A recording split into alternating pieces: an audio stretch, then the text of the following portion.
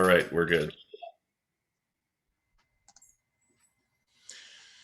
Hello, everybody, and welcome to the premiere episode of the DK and Bill Wrestling Podcast. This is a wrestling podcast where we're going to bring up different topics in professional wrestling throughout its long history. We'll have stories and opinions and all of that.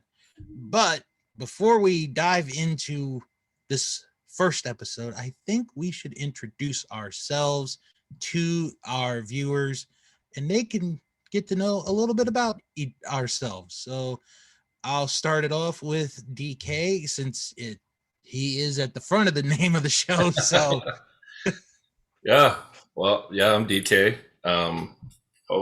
co-host of the DK and the Hawk show. So check that one out too. That's a sports podcast. This is strictly wrestling. Me and Bill met through a mutual friend, JC, and I really liked what they were doing on their podcast. So, and we got a lot of common interests in the history of wrestling. And I'm a Canadian. He's an American, so that should be kind of cool. Excited for later in the show when we discuss the 97 WWF, which was basically Canada versus US for most of that year. Should be fun. And yeah, I'm a Canadian, I'm a hockey fan and a wrestling fan. So hopefully you like our content. And what I like to do in these is I like a lot of feedback. So it's very important to get subscribers and people sharing and commenting, even if it's if you don't really like what we're doing. Just that's the best way you can learn when you're doing these things is fix your stuff. It's lagging too much. You guys suck. That kind of stuff. So so welcome to the show. And Bill, why don't you introduce yourself? All right. So I am Bill. I have a life. Well, I do have a life, but I do have a lot of podcasts. That wrestling show is one of the first ones that I did, and it's almost been 10 years since I started that podcast, which I can't believe. But that's incredible. Yeah, I mean, wrestling is something that I pay a lot of attention to. I would say it's right behind baseball because I'm a huge baseball fan. I'm kind of an unofficial wrestling historian because I really don't know how you can say or be an official wrestling historian. So I'll be like an unofficial wrestling historian. But yeah, I mean, I've been watching since, gosh, I think I was like 5 years old, maybe 6, and I've just been watching it ever since. So, and of course, as I got older, I wanted to learn more. And so, and I met, like DK said, I met him through JC, where, JC and we do our sports cast, which you guys can check out. But yeah, this is what has brought us together is our love of wrestling. And I hope you guys enjoy this podcast, this video podcast. So today we do have 2 topics. We're going to talk about 1997, which is a fun year. Like now that I'm thinking of it, going like even before, getting ready for this, I'm like, wow, 97 is actually a really good year. It is. A lot of stuff happens in 97, especially like before, like you learned all the backstage stuff. You watched, there's probably like 7 or 8 documentaries about different things that happened that year. Like, it really is. Like, I don't give it away too much with the preview here. Right. There's a lot of stuff. Like, oh man, I'm looking forward to that for sure. But we are going to begin, and this is something that we're going to try to do every episode. Keyword being try. Is we're going to talk about an individual or individuals that have been in wrestling, may no longer be with us. And for the first episode, we really wanted to go on the deep end for this one. we're going to be Catch those talking about viewers. we're going to be talking about Chris Benoit today. And I thought it was a great topic because DK, he's from Canada and I'm an American, and up until his death, he really was, and probably still is, one of the best wrestlers of all time. But Yep. we're going to go through his career and that unfortunate weekend, and memories that we have of that weekend. So with that said, let's dive into knowing about Chris Benoit. So this is going to start, and we're not going to glorify a murderer in this episode, but we are going to acknowledge his wrestling accomplishments before the weekend, and that's how I'm going to refer to it as. So Benoit, he starts off in Stampede Wrestling in the dungeon, trained in the dungeon, and yeah, so from like 1985 to 1989, that's where he started in Stampede Wrestling, just 20 minutes from where I'm at. I'm in Airdrie, Alberta, which is just north of Calgary. Yeah. So I grew up, watching the Hearts, going to Stampede Wrestling. It was awesome. I do believe I saw Chris Benoit when I was a young kid at Stampede Wrestling. I don't really remember anything about it, but if you look at the timeline, because we used to go all the time to those matches, I'm sure I saw him at some point. Do you have any memories of Stampede Wrestling? I know you're a little younger than me, so probably only about 4 or 5 years old when he was in. I believe it closed by the time I started getting into it. Yeah. So I missed out on Stampede. I know when they used to put it up on, I want to say it was like WWE On Demand. I would try to watch a few episodes of Stampede. So, but yeah, I missed out on Stampede. It's really good wrestling. Like if you're into wrestling, not just storylines and promos and things like that, like it's become today, where you could be a good wrestler, but you're not going to get over if you don't have a good promo or your look, right? Stampede was all about the wrestling. They had small guys, kind of like Benoit and Bret Hart and Owen Hart, those type of guys in the 6 foot range, 200 pounds, good wrestlers. Yeah. You see too many like big Hulk Hogan type wrestlers in Stampede, from what I can remember. So it's a good spot for him.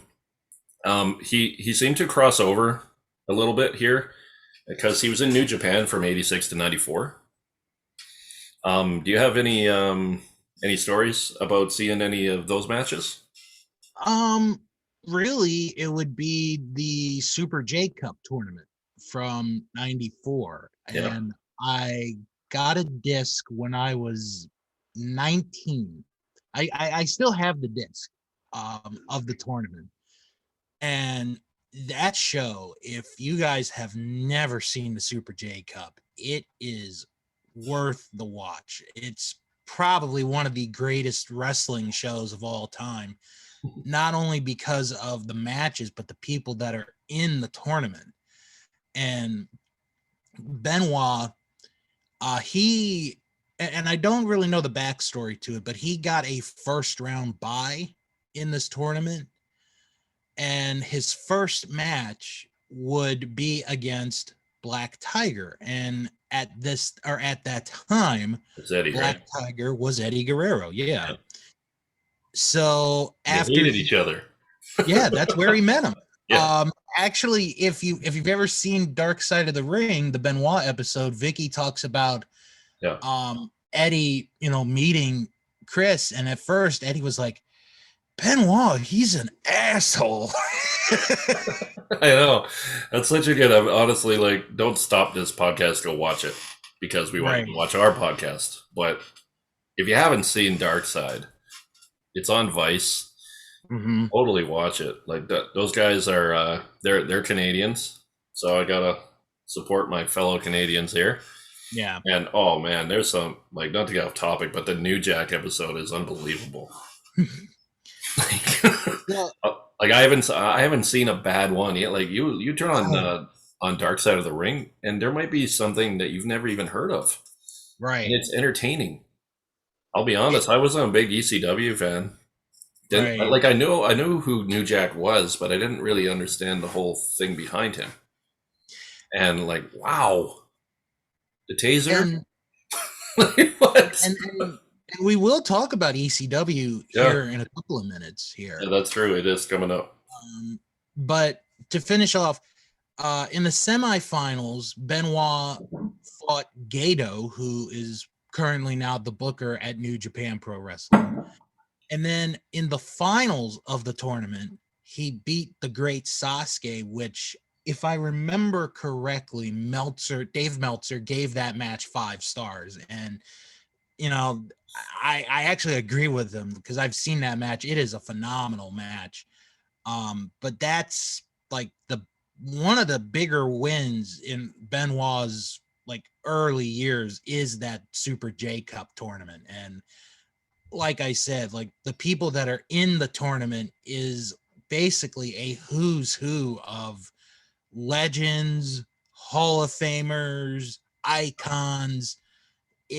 It's an incredible list. And for Meltzer to give it a 5 star review, like I've seen some pretty great matches where he's barely given it 3. He's a pretty hard critic in the world of And wrestling. So 5 stars, that's got to and be I'll up like Savage Steamboat level.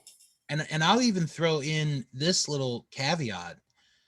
The other semifinal match from that tournament, which is Great Sasuke against Jushin Thunder Liger, also got 5 stars. So you got 2 5-star matches in the same show. That's pretty rare. So where can our viewers check this out? Is this on the network? No, it is not on the network. I would suggest you try YouTube to Yeah, find it.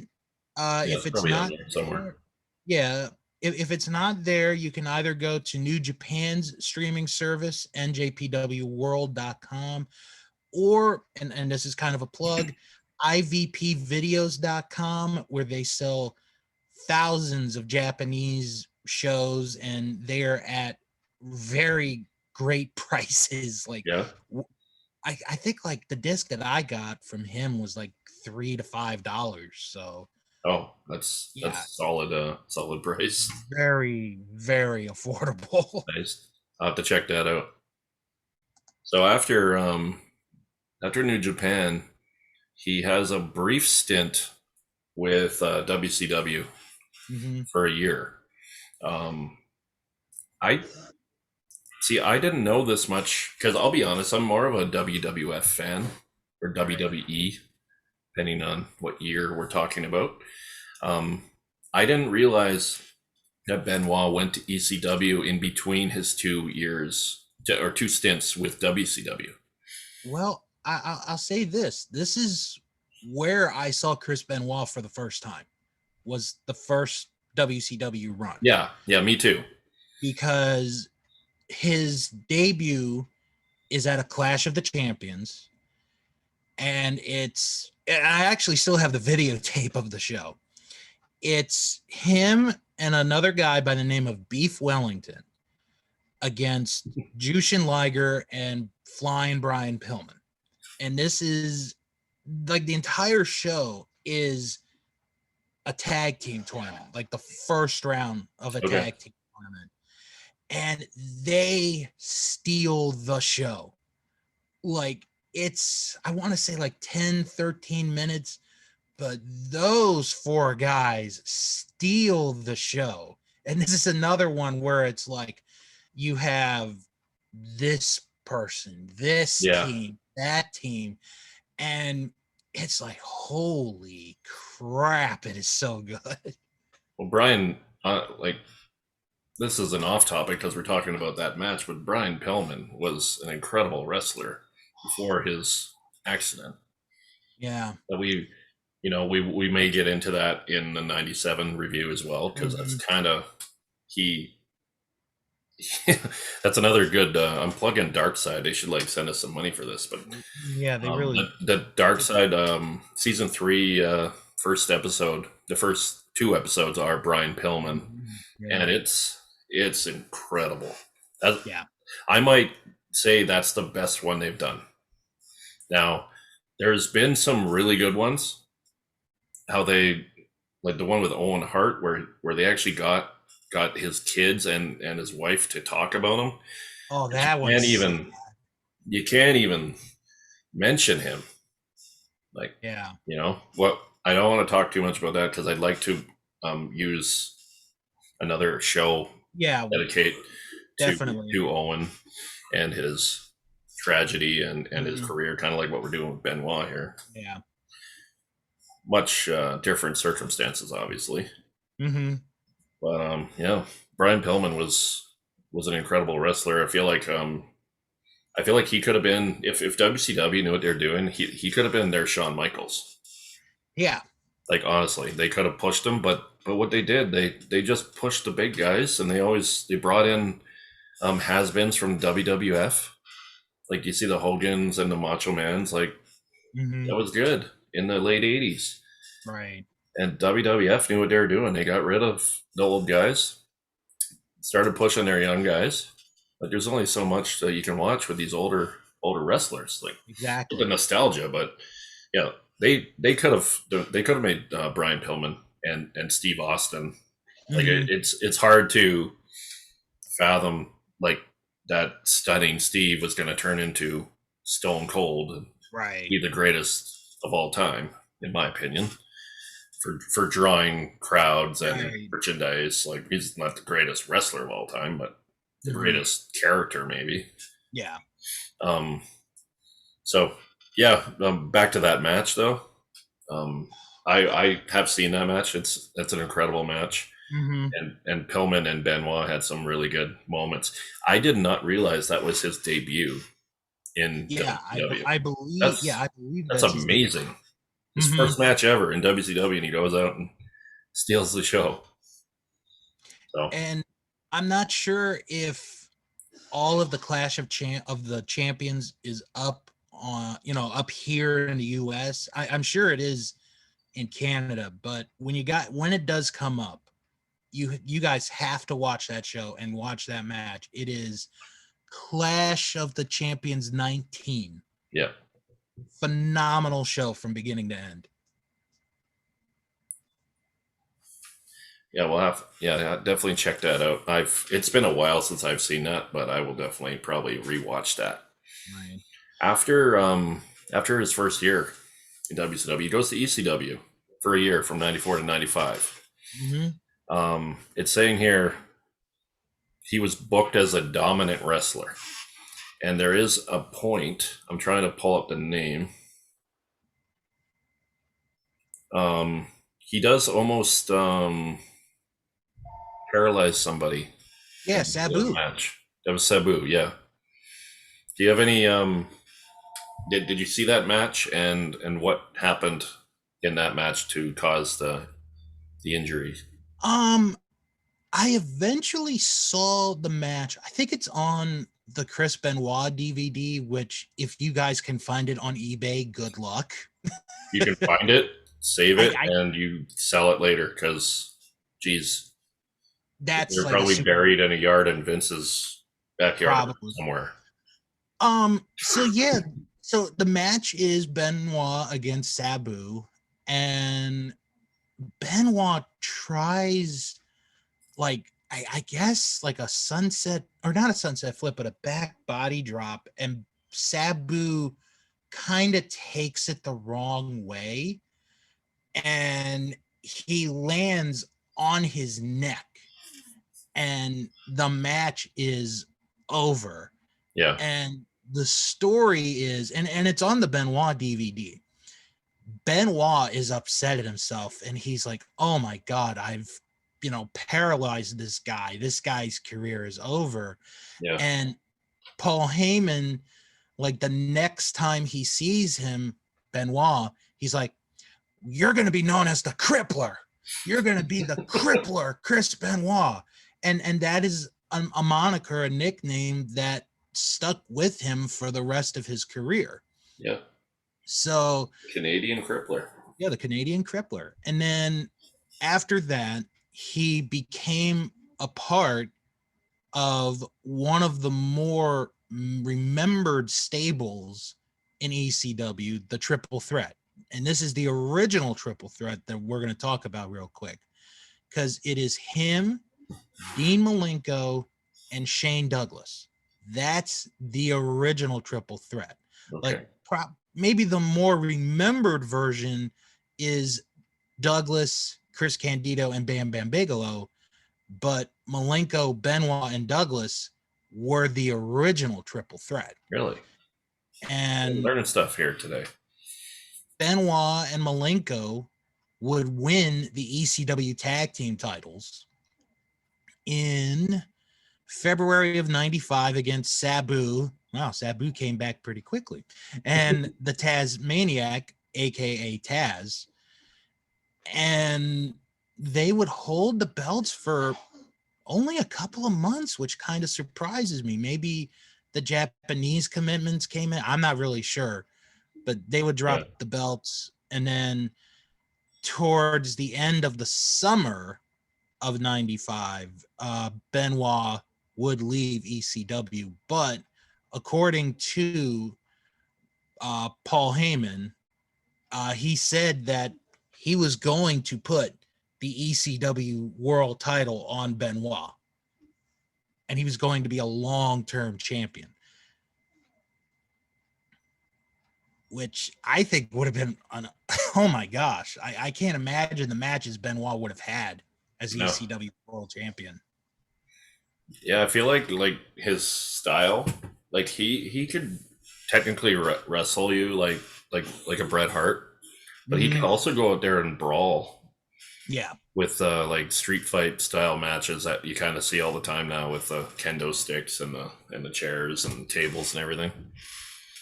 So he returns to WCW in 95, and he goes on about a 4-year run here. This is where we have another 4 horsemen. What do you think about this time for Chris Benoit? Because this is kind of when I started really paying attention to him as a kid. I really liked him. Looking back now, he was a perfect fit for the 4 horsemen. Oh my God, he was a perfect fit. Like, because I mean, obviously Flair and Anderson are like the top 2 guys of the group. But if you were to say, okay, if you could put any 2 other people that have been in the Horsemen to make like your ultimate 4 horsemen group, I think Benoit would get my vote. I really do. Me too. Because he complemented the style that Flair and Anderson had, and he was kind of like their workhorse. He would have the consistently very good matches night in and night out, and his lifestyle was obviously different from Flair's and Anderson's, where they go out and party, but Ric Flair was Ric Flair all the time, right? But when you needed Benoit is going to be right there with you. So I thought he fit perfectly with that group. And totally agree. And then he'd go on, he'd have some good feuds, good matches. Booker T, they had that best of 7 series. Obviously the whole thing with Kevin Sullivan, which is that whole thing is such a mystery. Like, he basically, like, if you watch, we're plugging Dark Side again. If you watch that, I think it's Nancy's sister that they interview.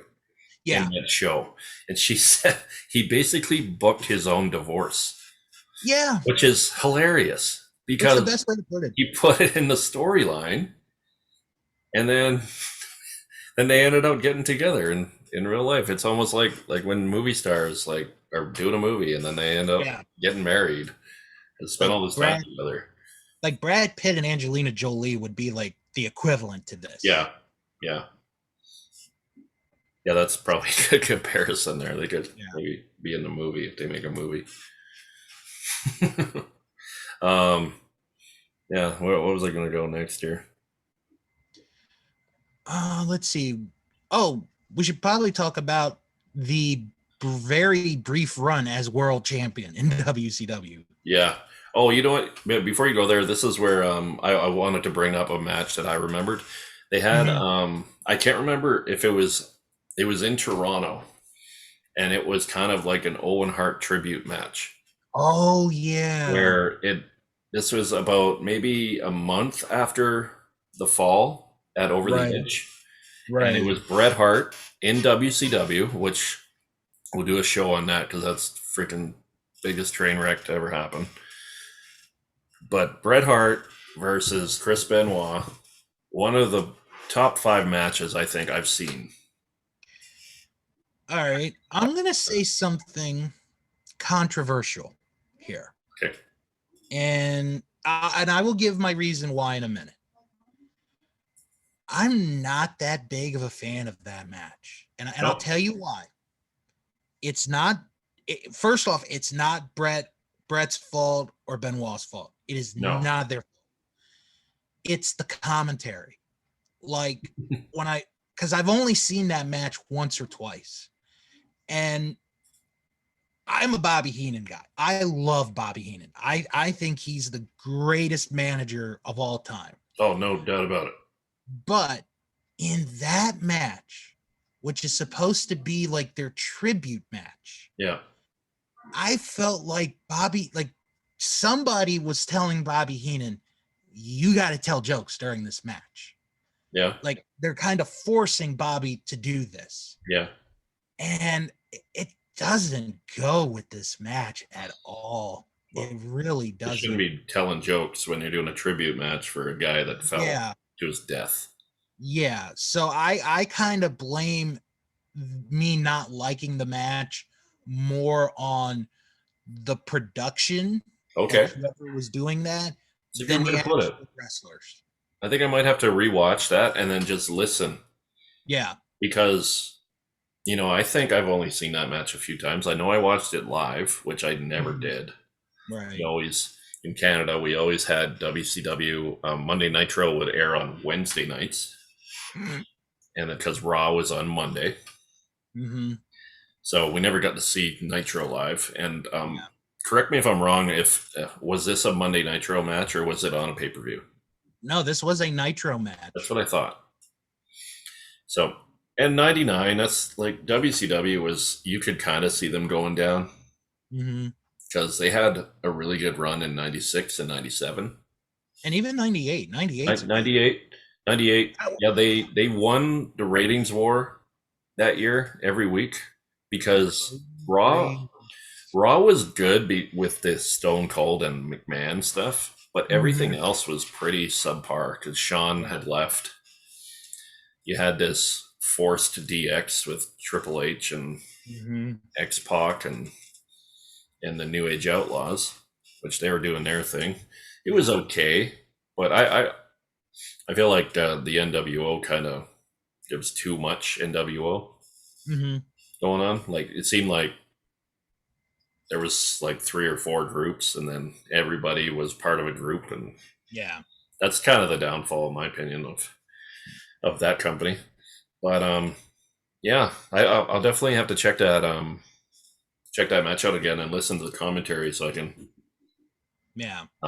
talk to you about your. I might have to pull that disc out and watch it myself. So what you should do is put on mute and watch the match because I Right. think technically it's a really good match Mm-hmm. for entertainment and basically the moves they were doing. Yeah, And I think Brett handpicked Benoit. he did.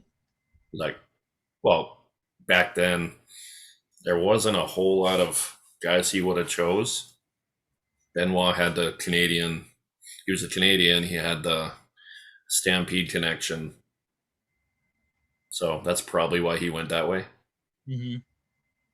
But yeah, so we get to 99 here, and it seems like there's a few upset guys in the WCW, and they kind of walk out. Yeah.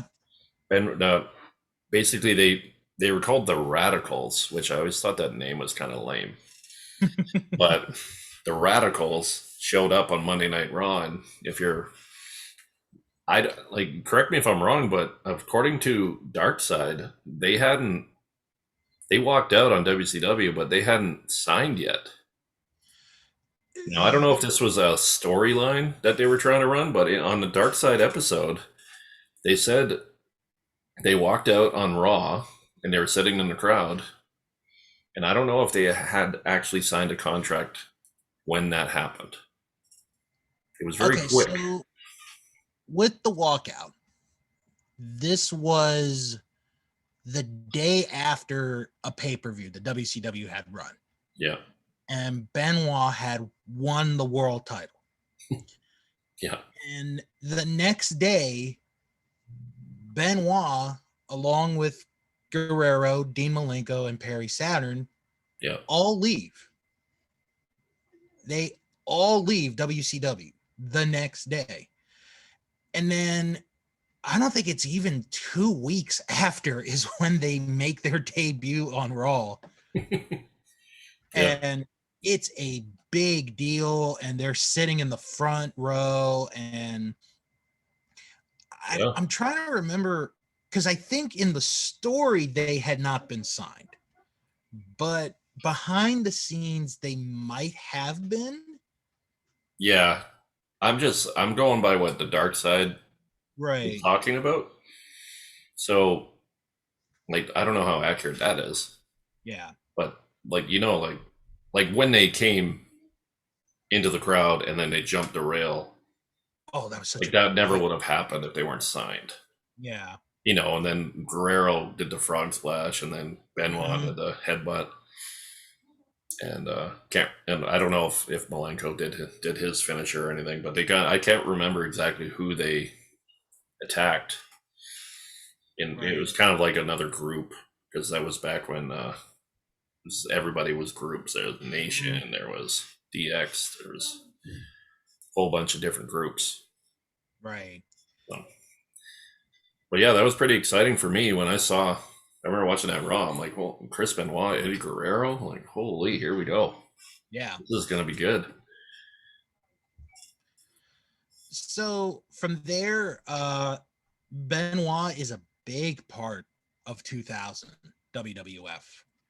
Yep. He wins the Intercontinental title at WrestleMania that year in a triple threat match. Yep.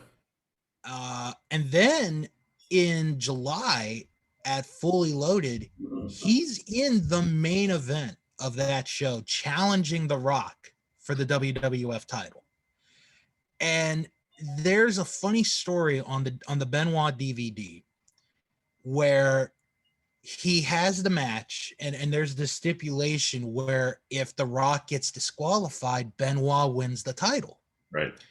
So The Rock at first gets disqualified and Benoit wins the title. And then Commissioner Mick Foley comes out and he's like, I didn't see a disqualification. These people didn't see a disqualification. So they start the match. Commissioner Mick Foley was so bad. So after the match is over and the show is over, Benoit, and again, this is in the DVD. Yeah. He goes to his locker room and he checks all the text messages he got. Yes, there's text messaging at 2,000 people, and all of his friends, and all of his friends and family are like, "Congratulations! I knew you'd do it. You'd win the title." It's like, no, not for a couple of years. Oh man, Oh, that was a funny. I love that story. that's That's a good. good. Um, Um, can we go back just a little bit? yeah, Was that yeah, triple threat match Jericho and Kurt Angle? yeah, Is that the one? yeah. Yeah, I That's the remember that one. being just awesome. Wasn't that? I think Kurt Angle had two belts and he lost both. It was like, Yeah, was it without like ever a getting two out of pinned. three falls, and he had the European and the IC belt that year? Yeah, and he never got pinned in either Yeah, fall. because Benoit lost to Jericho, and then Jericho lost to Benoit beat Benoit. Jericho. Yeah, that was good. That was good booking. Oh man, Kurt Angle was so good back then. Yeah, Uh, yeah. so then, into 2001, and this is kind of a key year for Benoit. 2001. Okay, Yeah, great because year too. he has that really good ladder match with Jericho at the Royal Rumble. Yeah, Then he has three matches in three consecutive pay-per-views with Kurt Angle. The first one is at WrestleMania 17, which is a good match. Then the next pay-per-view, they do a 30-minute Iron Man match where it goes into overtime yeah, and Benoit wins in overtime. yeah. Then they do kind of a third, like the third match is kind of a three stages of hell, but they really don't say that. That style Where, of match though, different matches. right, Yeah. where Benoit or Angle's gold medals are on the line. Oh yeah, that was great. So Angle wins back the gold medals Yep. after he had help. I want to say he had help from Edge and Christian. If Yeah, I have to I'm go not, back and watch some of these 2001 matches. It was a great so year. then later that night on the same show, oh, actually, I forgot to mention the show. It was Judgment Day.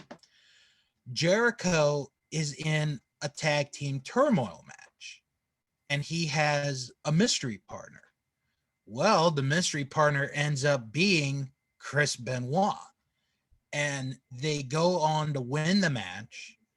And then the next night on Raw, Benoit and Jericho beat Austin and Triple H for the tag titles. And this is the match where Triple H tears his his quadricep.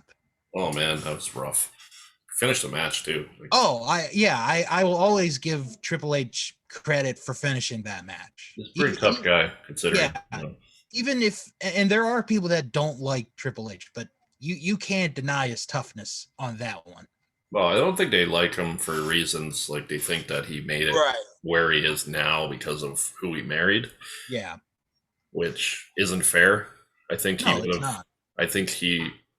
I think he would have actually been. Um, he would have been kind of where he is now, like sooner if he hadn't been part of that stupid thing they did in New York City, curtain Right. call. Right. But yeah, that was a crazy. I remember. I remember they slow mo and you could see the quad moving. Like Jesus, oh god, couldn't imagine pain he was going through. So yeah, So, sorry for interrupting. no, Continue it's okay. where you're going here. So eventually, Benoit at King of the Ring, along with Chris Jericho, challenge Steve Austin for the WWF title in a triple threat match. Yeah, However, during the match, or allegedly during this match, is where Benoit injures his neck. And because of the injury, he is out for a year.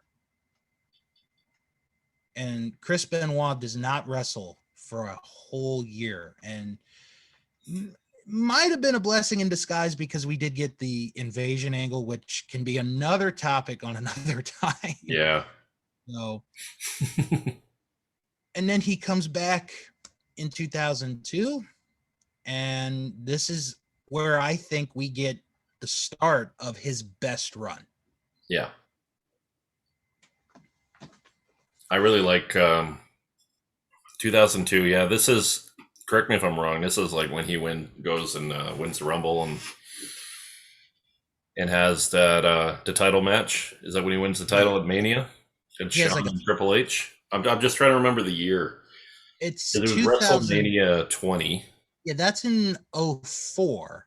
That's '04. Okay, so I'm getting a little ahead of myself here. Yeah, but like from 2002 to about '04 is like his Yeah, where he peak. started getting that main event Hmm. status, where he was in the mid card Right. IC. Like I love the IC championship and the wrestlers Hmm. that have held it. And those matches are just so great. Yeah. I feel like they should get back to having that belt more prestigious than kind of like when you look at it, it's like, oh, you're the IC belt, so you're the mid card champion, basically. Right. Which I don't know. You correct me if I'm wrong. There's been some really good IC tournaments or not tournaments, matches for that belt. Yeah. I mean, Benoit had some with Jericho. I mean, obviously. Yeah, And then he even had a little, like, very brief one with Rob Van Dam. yeah, he was another So, great guy yeah. for those matches that WWF could have used him a little better too, in my opinion. Hmm. Not, Then he ends up teaming up with Kurt Angle, and they end up winning a tournament to become the first ever WWE tag team champions. Because if I remember right, on Raw, they had the world tag team champions. So this was the WWE tag team champions. okay, And they win the tournament. They beat Edge and Rey Mysterio in the finals. that's a weird match. It is, but it's really good. Four Hall of Famers. Yeah, right Well, there. Benoit's not a Hall of Famer, but there's a reason. Well, I mean, if As you a go back, wrestler, hell yes. As yeah, a person, hell no. right. And then in January of '03, Benoit challenges Kurt Angle for the WWE title at the Royal Rumble. And that is one of the best title matches I have ever seen in my life. And after that match is over and Benoit gets up, that crowd gives him a standing ovation because that match was incredible. I mean, that is my favorite Benoit Angle match, is that one from Royal Rumble. That was '03. Yeah. Okay. So that was leading up to WrestleMania 19. Yes. Okay. And that's when Brock Lesnar won that Royal Rumble. Yes. Okay. I'm following now. The 2000s were they're kind of all jumbled together for me between '01 and '04. Right. Which if we say the Mania number, then I know which event we're talking about. Right. Years, it's kind of like a little hard for me to pick up like quick. But Yeah. now I know '03, and that was a really good year too for everything. But Benoit's big year would be 2004. Yeah. Because it starts with the Royal Rumble. And I did this podcast about the Royal Rumble matches, and we covered this match because Benoit was named the number one entry by Paul Heyman, who was the GM of SmackDown at the time. Yeah. So Benoit runs the table. He goes and outlasts everybody in that match. And it comes down to him and the Big Show. Yeah, I remember. And I love that ending. That ending. He had the crossface on him and he dragged him over. Yes. Yeah. Honestly, I like the endings with when it's like quick. Like one of my favorite ones is '96 when Shawn kicks Diesel over the top. Right. Because it's like instant. Or when Austin stuns The Rock and throws him out. That was cool. Right. But because with the Benoit one, it was kind of slow, but he's just like, he's grabbing him over the rope, and the Yeah. crowd is just getting pumped. They're like, "Oh, he's Mhm. gonna do it! He's gonna do it!" And then you kind of think, then the Big Show starts to come back. You're like, "No way, they're not gonna do this to Benoit. Make him wrestle for an hour and a Right. half, and he doesn't even get to win." Like Big Show came out like 29 probably, Right. there for 4 minutes. But, yeah, uh, that I'm with you. That was one of the best endings to a Rumble match for sure. That I have that Rumble match in my top 5 all time. Yeah. Yeah. Is that I just for the whole match or the for whole for the ending? it's the whole match, Benoit's performance, and Randy Orton has a really good performance in that match too. He was Yeah. number 2, and I think he's in there for over a half hour. So he did really good. And then we get to WrestleMania 20. Yeah. The Again, I'm going to say this, in my opinion, one of the 5 greatest main events of WrestleMania history. Benoit, Triple H, Shawn Michaels. And I watched that match, and I was the only one up in my house because everyone else had gone to sleep. And when Benoit's got it, and like I'm going like, come on, come on, come on. So you're And, cheering for Benoit. oh yeah. Okay. And then when Benoit wins, I wanted to yell out so bad, but I remembered, oh Everyone's crap, asleep. everybody's asleep. So this quiet celebration. Yes. Yeah. Been there, man. Oh. Oh, you get triple overtime hockey game and kids and wife are asleep. You just like I'll have to tell you. top 5 rumbles though, eh? I'd like to do Oh, a rumble show where we kind of rank our top 10 or something. And I'll have to off air tell you a funny story about my family, and we'll do. well, it's not wrestling related, but it is kind of a funny story. Well, we're all about funny stories. Yeah. Okay, so Benoit wins the title Mm-hmm. in 2004, and it was a really nice moment. Now, let's try to forget the whole ending of the Chris Yes. Benoit saga. Yes. It's a super nice moment when Eddie Guerrero comes down. Mm-hmm.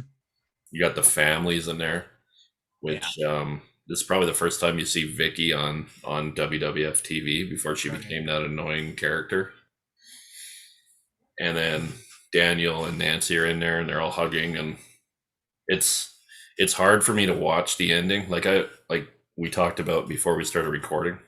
Yeah. Like I love that match, but knowing what happens like 3 years down the line, Mm-hmm. you're like, how could what happened, right? And we'll get into that Yeah. as we keep going here. What did you think of Benoit's first championship reign? Like, I thought it had a very good start, and obviously the way he won it was a big deal. But towards the end, and it wasn't his fault, it kind of lost steam yeah, because it was like you kind of knew who was going to get it next. yeah. But When he was carrying that title, I didn't see him as a long-term champion where, like a Triple H, where if he loses it, he'll challenge for it the next month, probably win it back and go back and forth with somebody. mm-hmm. I kind of saw him as kind of like almost like a placeholder for somebody. Yeah. And I wasn't too impressed with his championship matches, honestly. Like, I think he had one, I can't remember the pay-per-view, against Kane. Mm-hmm. That was pretty mediocre. And I think he had a couple matches with Triple H and a few other guys, maybe Batista. Right. which I'm not like Batista's like my least favorite wrestler ever. He's just super boring and don't expect much from him. Um, yeah, so I like the lead up to his reign was awesome, and I felt like they could have given him some better opponents. Like I'm not sure if Jericho or Angle had championship matches with Benoit as world champion. Mm-hmm. I think that would have been a lot better if they would have had like some long term storylines with Jericho, Benoit, maybe have Eddie Guerrero like turn on him or something, and then the, imagine like a ladder match between Guerrero and Benoit or something for the title. Like Yeah. they could have done a lot more with it. Is what I'm trying to say here. Okay. What do you think about that?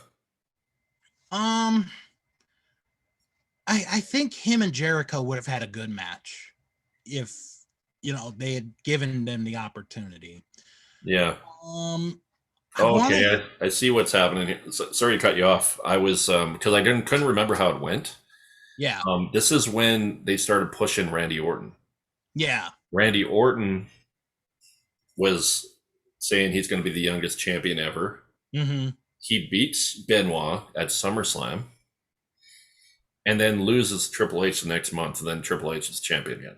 This is why Yeah. people like kind of like look at Triple H like a little differently, I think.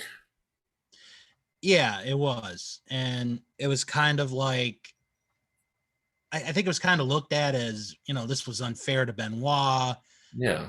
And, Like he he, won it at Mania and he lost it at SummerSlam. mm-hmm. Like at least like let him carry it to Survivor Series. Like I'm not a Right. big fan of long champions. It gets kind of boring after a while. The same guys winning all the time, Mm-hmm. and you kind of know like okay, he won it at Mania. He'll probably lose it at Survivor Series. Mm-hmm. I'm not talking about Benoit, and I'm just talking about generic In wrestler general, A. yeah. And then that guy will maybe enter the Rumble and win it back at WrestleMania, and then you kind of keep repeating that Mm-hmm. that story.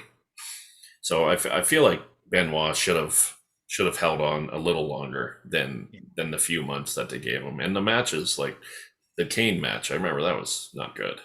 It's kind of Mm-hmm. boring. Benoit ended up winning, but Yeah.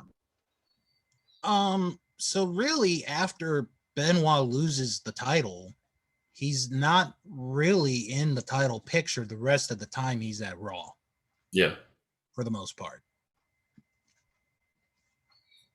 which was too bad because I think Randy Orton and Benoit could have had some good matches. Yeah. Now I'm wondering if there was some politics or backstage stuff. Like why throw Randy Orton into that spot when he's so young and he's gone on record and said that he wasn't ready to be champion and that's why they took it off him. Yeah. Like why didn't they just have Chris Benoit win it back from him? Like what Mm-hmm. was Benoit being punished for something? Because you could Not. see after SummerSlam, he like you said, he just got shoved down. Now I think he Yeah. probably had an IC title run, like maybe the end of '04 or '05, something like that. Mm-hmm. But it just seemed like he wasn't part of their picture anymore. Yeah. So then we get to 2005, where he is drafted back to SmackDown, Yep, and he wins the U.S. title within a couple of months of that's what being. it was. The U.S. title that he ended up winning. Yes, I said IC because it's kind of like Right. that secondary title, which I don't think it should be, but that's how people look at it. Yeah. And then we have a very big tragedy happen.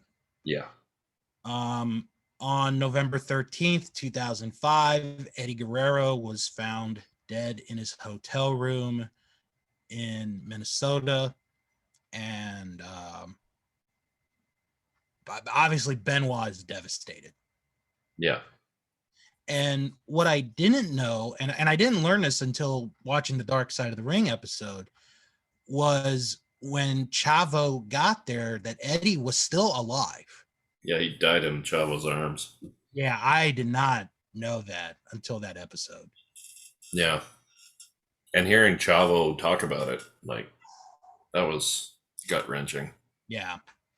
Like, Eddie had some issues with drugs and stuff, so he Right. had, from what I understood, is like there was a time where he actually was fired, Yeah, and he then was. he kind of went home and he was doing odd jobs because he couldn't get into wrestling anymore. So he cleaned up and then he went back. So it was cool to see. He showed up. Like, I didn't know he was fired. Like, you didn't hear about stuff like that back then. I just assumed maybe he was hurt. Oh, I haven't seen Eddie Guerrero for like 6 months, but he's probably just hurt. He was actually fired for doing drugs, failing tests or whatever, and then he came back. It's really too bad because Eddie Guerrero was such a good wrestler, and Wow, what a talent. there's been so many, honestly, Yeah. to name. So, after that event, Benoit mentally is never the same. He's never the same person again. And kind of in a way, and DK, maybe you can agree with me on this. The rest of Benoit's run on SmackDown is not that memorable because I can't really remember much of anything that happened. No. So, in my opinion, they dropped the ball here. And when I say they, I mean the WWE. If you watch the Dark Side episode, Benoit goes to the funeral and he goes to the airport from the funeral to go do a UK tour. Yeah. Now, what I think they should do now, that they might do this now, when a wrestler tragically like dies, either from accident or heart failure or however, they gotta have some grieving process. Yeah. You gotta maybe have all the guys talk to some therapists or something. Don't just send them back out there. Now, some guys, that's how they do grieve. They go back to work and they try not to think about it, in which you can tell by that episode that Benoit was never the same. And it probably had something to do with what happened in the end. Yeah. The CTE had a lot to do with it too. We'll talk about that once we get to that spot. But I agree with you. The 06 to 07, I don't remember much. Remember the end, they wanted him to go to the ECW brand, which wasn't ECW. It kind of seemed like an undercard. I remember they had the Big Show there. He was like the champion. Like the running joke has always been it's WWECW. Yeah, it wasn't ECW. Like ECW in Philly, like that was nuts. Rob Van Dam and Sandman and those guys, he's smashing beer cans off his head. Right. That was, now if they had done something like that, where Vince owned it, but you let Paul Heyman run it, it could have just counted the money. Yeah. I always thought that they shouldn't have announced that Vince owned it. They should have just, he'd be a silent owner. Yeah. And they could almost play it like they're competing with each other. Yeah. Which, I'm getting off topic now, but that's kind of how I think they should have done that. But the ECW at the end was that, like, you can't even really call it that. It was like a third brand. Yeah. It was almost like NXT. You had some young guys there, and I understand that they asked Benoit to kind of go there and be like a mentor to some of the younger guys that were coming up. It was kind of like the NXT is now. Yeah. Developmental go in front of crowds, stuff like that. So his last match on television was June the 19th, where he defeated Elijah Burke.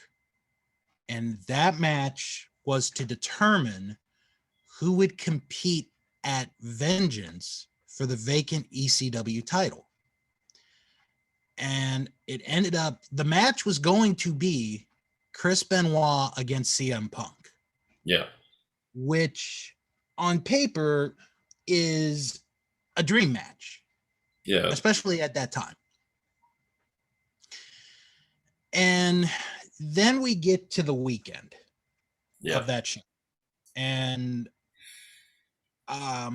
lots of crazy stuff. Yeah.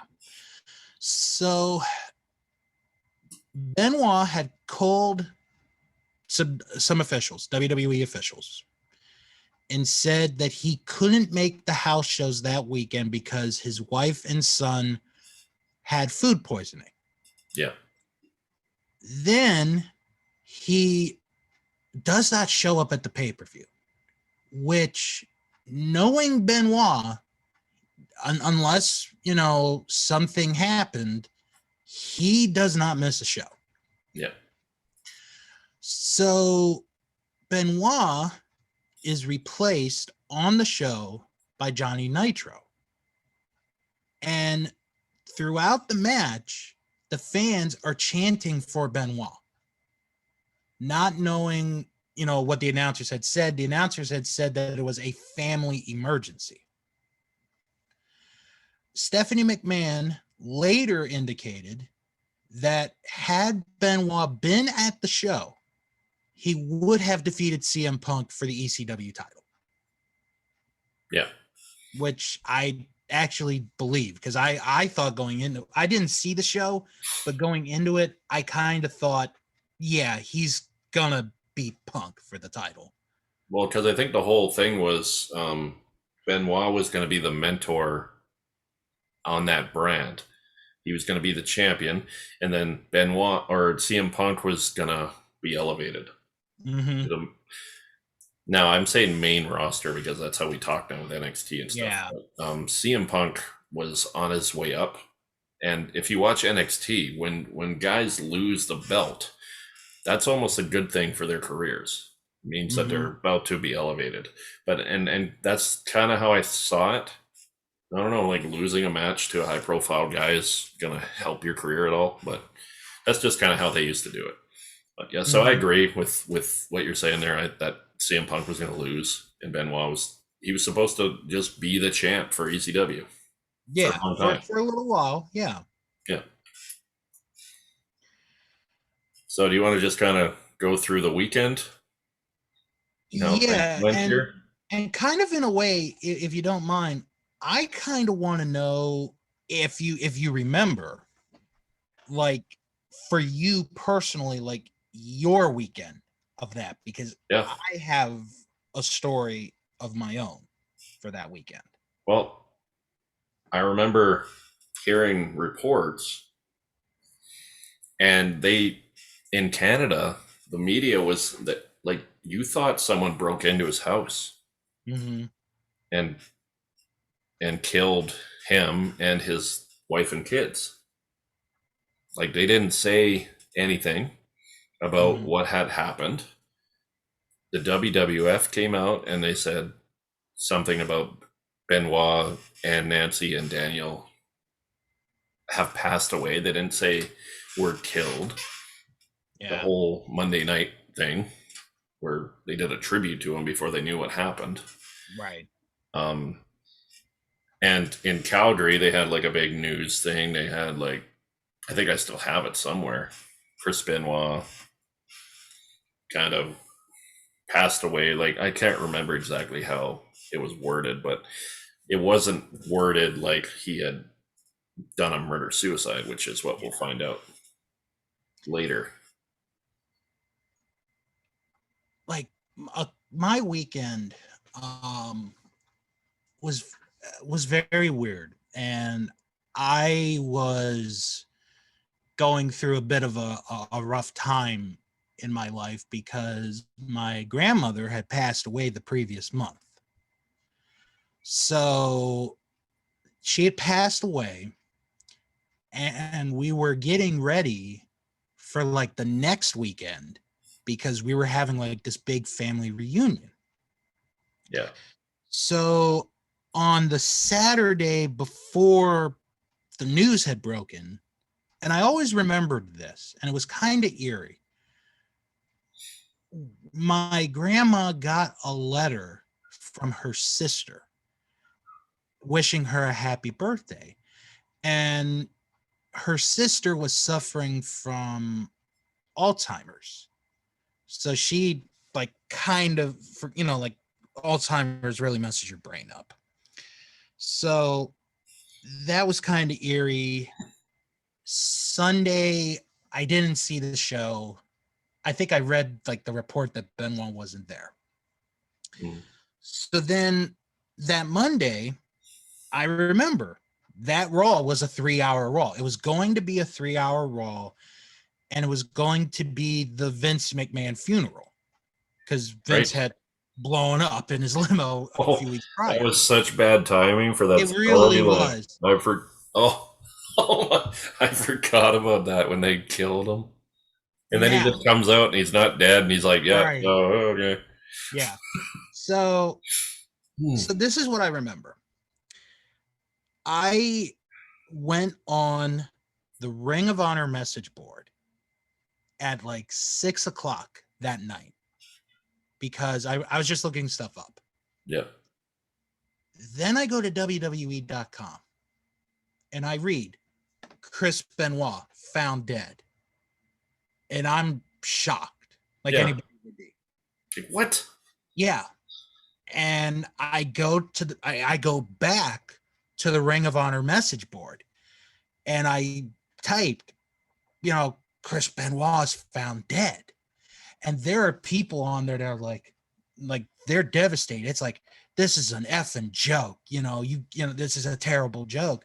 And there were like, I have one friend and I understood where she was coming from with this, where she was like, oh, this could be a storyline, this is WWE, which, I understand, she had a point because WWE at that time, some of their stories weren't like their news stories wasn't credible. Yeah.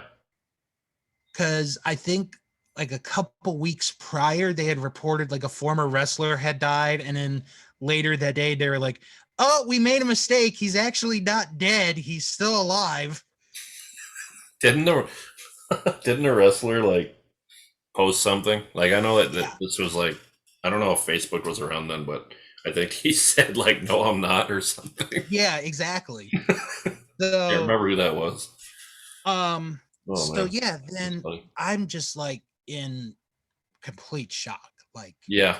this can't happen. It's, it's Chris freaking Benoit, Great. and and then like DK said, they scrapped the whole show that night. And it's a 3-hour tribute show to Chris Benoit. And we had no information at the time. Yeah. And then eventually, by the next day, we started to get the reports that he had killed his wife, Nancy, had killed their son, Daniel, and then hung himself. And like what always kind of creeped me out was when they found the bodies next to Nancy and next to Daniel were the Bible. Like Nancy had a Bible next to her. Daniel had a Bible next to him.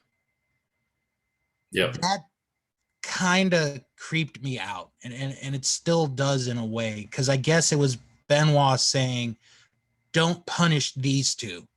Let them go, to heaven, if you believe in that. Because I know there are some that don't believe in that.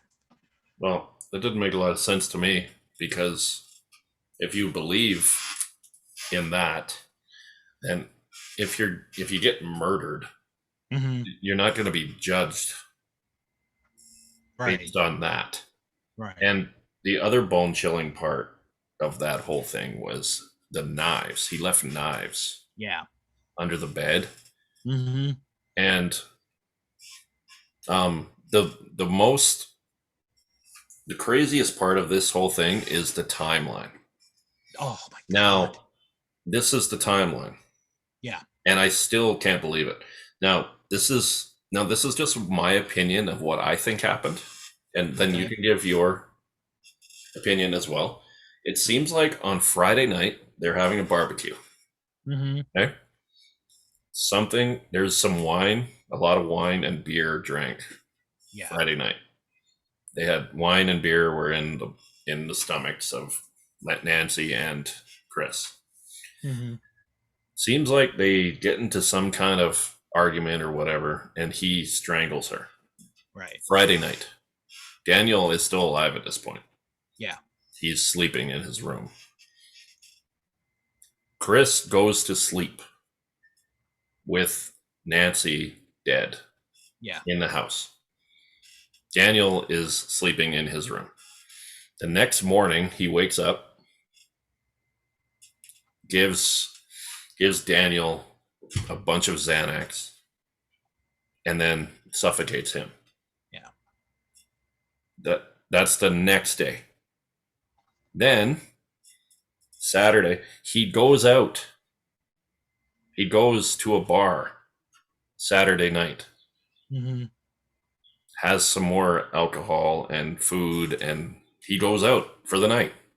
Then he comes home and he starts researching stuff on the internet. He looks up a bunch of religious scriptures, and then he looks up what's the quickest way to break your neck. Sunday morning, then he drinks more wine and more beer. Then he goes to sleep.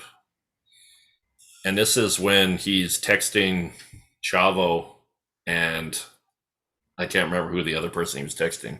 He just said the dogs are locked up. Yeah. Dogs are locked up, which is basically saying you guys can come in and it'll be fine. Mm-hmm. So it's almost like a cry for help, maybe. Then Sunday morning, he takes the chain around his weight sets it to like 250 pounds or something. It's a really high weight, and then he hangs himself. Yeah. So this isn't like an act, like if you watched all the news broadcasts when this was going on and they were saying this was steroids and roid rage, this ain't roid rage. This is news calculated. Now I think like he could have almost killed Nancy by accident, in just a domestic dispute. And then he realized that he's going to jail for the rest of his life. I don't know why he had to kill Daniel. Like if you kill your wife by accident and you feel horrible and you don't want to go to prison and then you hang yourself, okay. You didn't need to do what you did to Daniel.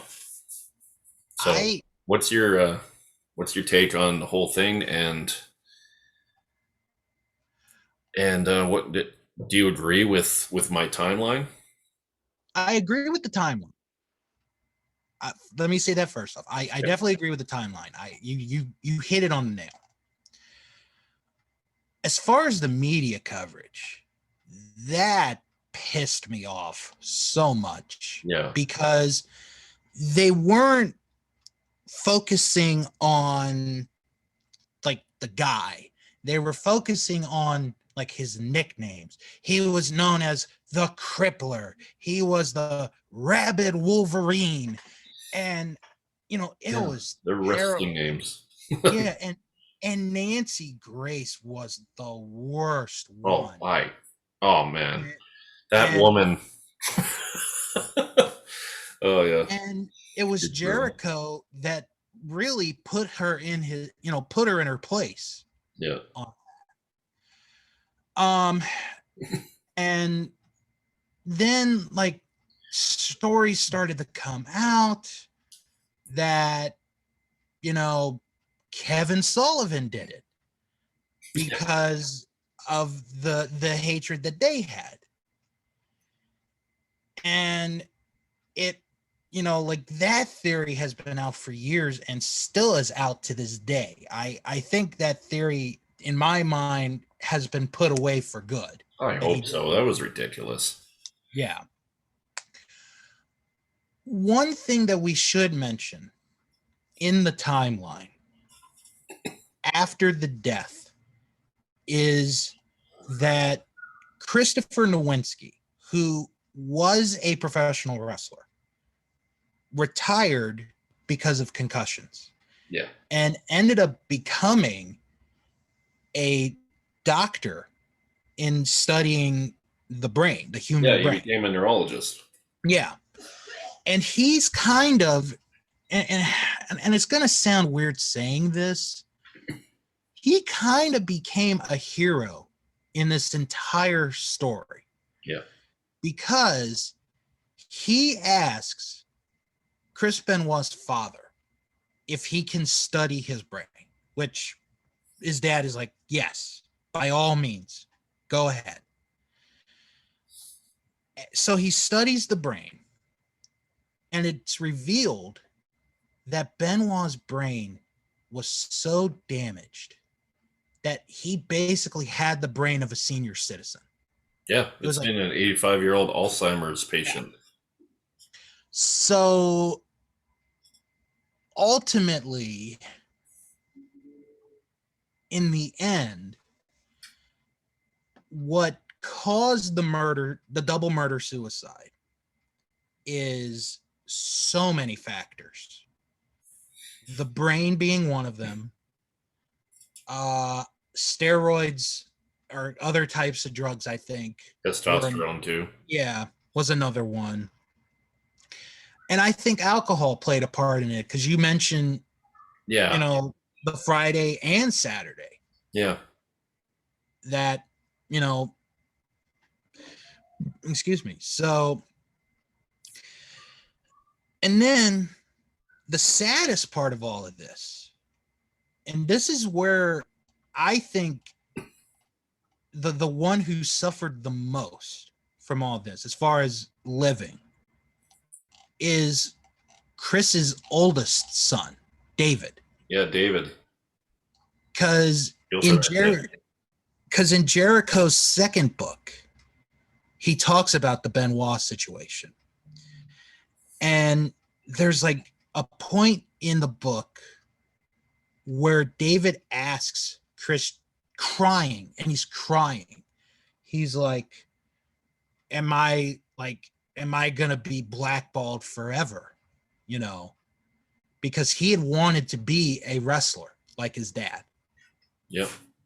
And it's the saddest thing. And then not only Benoit's family, but Nancy's family, tell these lies for years of like, oh, this person doesn't want to see you, they don't love you. And it becomes such a sad story. Yep. And I mean, the only good thing that comes out of this is that David Benoit and Nancy's sister do reconnect, and they're a family again Yeah. in their own way. Due to the Dark Side documentary, they kind of like Yeah, got them together. yeah, And and Chris Jericho. yeah, with David, I think he's blackballed for the wrong reasons, obviously. Exactly. But if you look at that kid is Chris Benoit. He looks exactly like him. Oh, face His wise, last absolutely. name is Benoit. He like it's incredible. Like I know, like you have kids and you're gonna look Mm-hmm. similar. You have to have facial features that are similar, but that was eerie because I had never seen a picture of him before. Besides the like when he was a little kid, Right. because when they did the documentary, it was about maybe 7 or 8 years after the tragedy, right? Hmm. So yeah, I don't know. Like I don't think he'd ever be brought in to the WWE as a wrestler I don't think he'll ever be brought in. Yeah, I agree. I don't unless think he he'll wore ever a be mask and he went and he had a different name or something. like if Maybe. he wrestled either internationally, like in Japan or Europe, and wrestled under a different name, maybe, you know, but I think he's almost at the point where he's kind of getting there in age and the time may have passed him. Yeah, So, but yeah, those are the two that living suffered the biggest, from this tragedy. yeah. It's very, it's it's rough on him. You could see Yeah. it in the interview that he does on that documentary. And I think Paul Heyman said it best. And I saw this clip about a year ago when talking about Benoit. To Paul Heyman, Chris Benoit is one of the 5 greatest wrestlers he's ever seen in his life. Chris Benoit, the person, could go F himself. Yeah, that's how I And see it too. and I think there is the biggest legacy is like you have to separate Chris Benoit the wrestler from Chris Benoit the person. And that I think is always going to be the hardest thing to do for any fan is separating Benoit the wrestler, who is I do think he is one of the greatest wrestlers of all time. No doubt about it. Right. And Benoit the person. Yeah. Um, that's kind of why I wanted to have this be our first episode. Mm-hmm. Because there's tons of things to talk about in the world of wrestling for different, Yeah. like to do not necessarily a tragedy and a Right. year for every episode, but there's so Right. many to talk about. Oh God, yeah. This one, almost ruined wrestling. Yeah. It was almost over. It it almost killed the business. It almost did. Like No, they were able to bounce back. And but I got a story for you. mm-hmm. July 15th, my buddy just he sent a picture of some tickets from 2007, July 15th, 2007. He's Right. like, "Hey, I just found these old tickets. Does anybody know why I wasn't able to use them?" This is in the Penrose Saddle Dome, Monday Night Raw 2007. Hmm. They canceled Western Canadian wrestling for almost a year because of this. They were worried about just something happening. Benoit supporters maybe doing Right. something. The Monday Night Raw was coming to Calgary. SmackDown was going to Edmonton, where Benoit was born. He was billed from Atlanta, Georgia, but he's from Edmonton, Alberta. Yeah. That's where David lives, or I don't know if he still lives there, but that's where he's from. They canceled wrestling for Western Canada. They didn't have a house show. We haven't had a televised Raw for, I think it was like 3 years. Wow. In Calgary. I think they had a pay-per-view in Vancouver one time, but it's Western Canadian. They kind of like, it took a long time for them to come back. Because I think they were honestly worried about something happening in the arena with I went to the Monday Night Raw. It was the Bret Hart Appreciation Monday Night Raw, and I think it was 2010. And there were people in the front row, big sign. There were 6 of them. They all had letters and it spelled Benoit. And I'm sure I watched it on TV. You can't see them. They must have bleeped it out or something. Right. Like they tried to erase them, and I think that's a major reason why they didn't come back here for the time that they didn't come back. So it Well, sucked for us because they used to be I every 6 months we'd have a Raw or a SmackDown or something. I did find the dates. I went to the history of WWE.com. Yeah, July 14th, yeah, they were July going to be in 14th. Saskatoon. The 15th, they were going to be in Regina. The Yeah, 16th, they were going to be in Calgary. And the the Raw. 17th, they were going to be in Edmonton. Yeah, So that was the Raw. I had shows. tickets. 4 shows. Just cut. Right? Wow. Yeah, that's amazing. Yeah. We were choked. I was like, come on. Like, he's from, like, he hadn't lived in Edmonton for 20 years. Yeah. Like, when he was in a WCW, he wasn't from Edmonton, Alberta. He was from Atlanta, Georgia.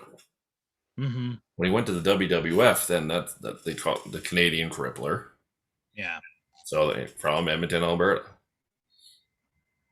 Remember, we went up one year, a couple years before the whole incident happened. He came out wearing a Edmonton Oilers jersey. The crowd went crazy. Calgary had the house show that time, and then Edmonton had the Raw. So we drove up to Edmonton and watched the Raw. So yeah, it ruined Western Canadian wrestling for a long, long time. It was 3-4 years, I think, before they came back. You can check on that list to see when the Bret Hart Appreciation Raw was, because I think that was the first one.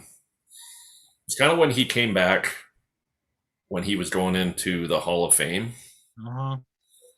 Or, no, not the Hall of Fame, because he came back for the Hall of Fame, but he was still kind of bitter. Yeah. He came back when he came out and he shook Sean's hand, and then he had the match with Vince at Mania. I'm trying to, that was the time where they had the Raw in Calgary. Right.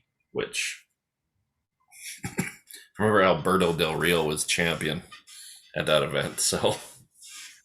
But.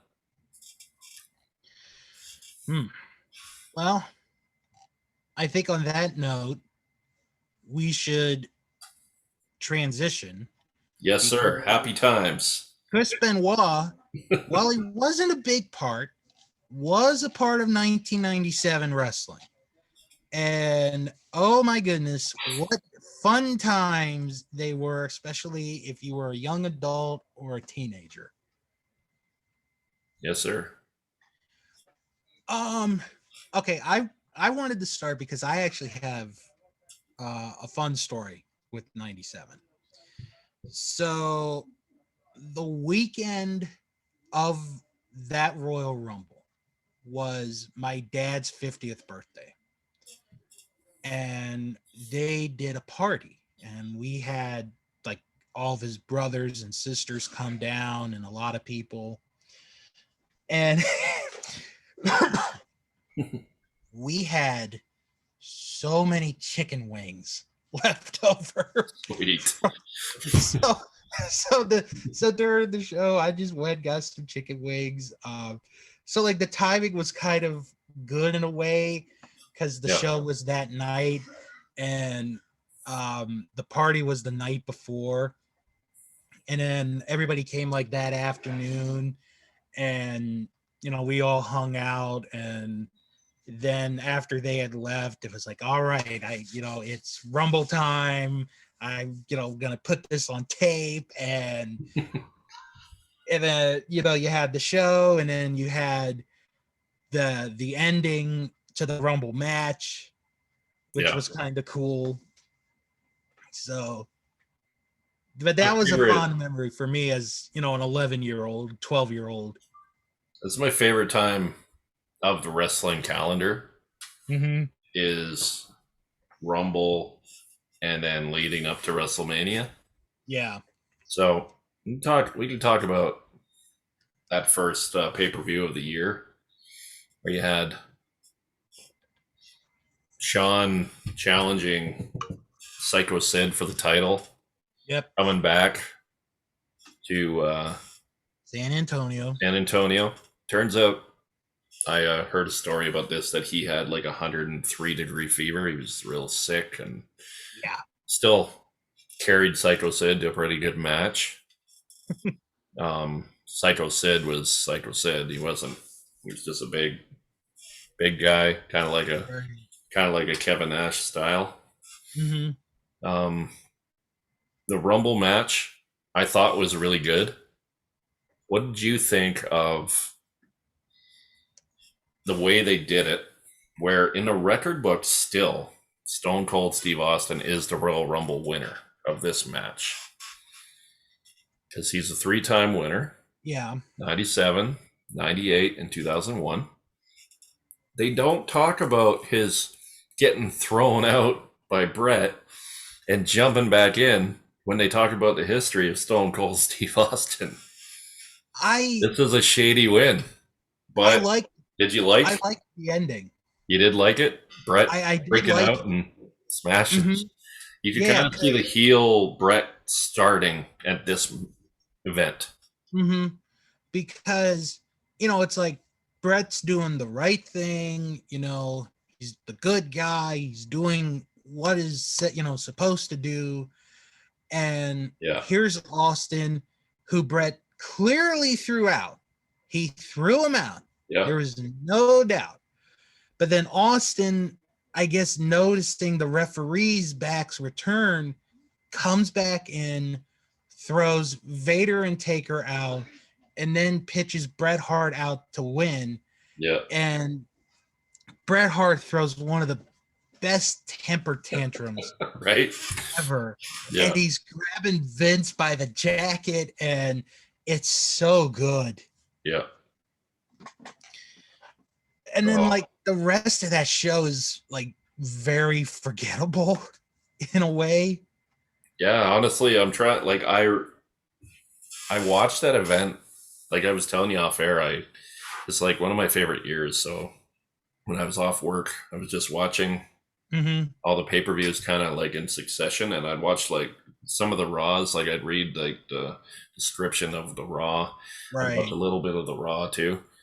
So, but I don't remember much about this event besides the title match and the Royal Rumble match. So, like you said, it's probably very uneventful for the other matches. Right. But back in these days, these the pay-per-views were about 2.5 hours. Yeah. And if the Rumble was an hour and a bit, and the title match was 30 to 40 minutes, probably only had maybe one or two more matches, maybe in like an IC title match or something, maybe a tag team match. Well, there wasn't a lot of matches.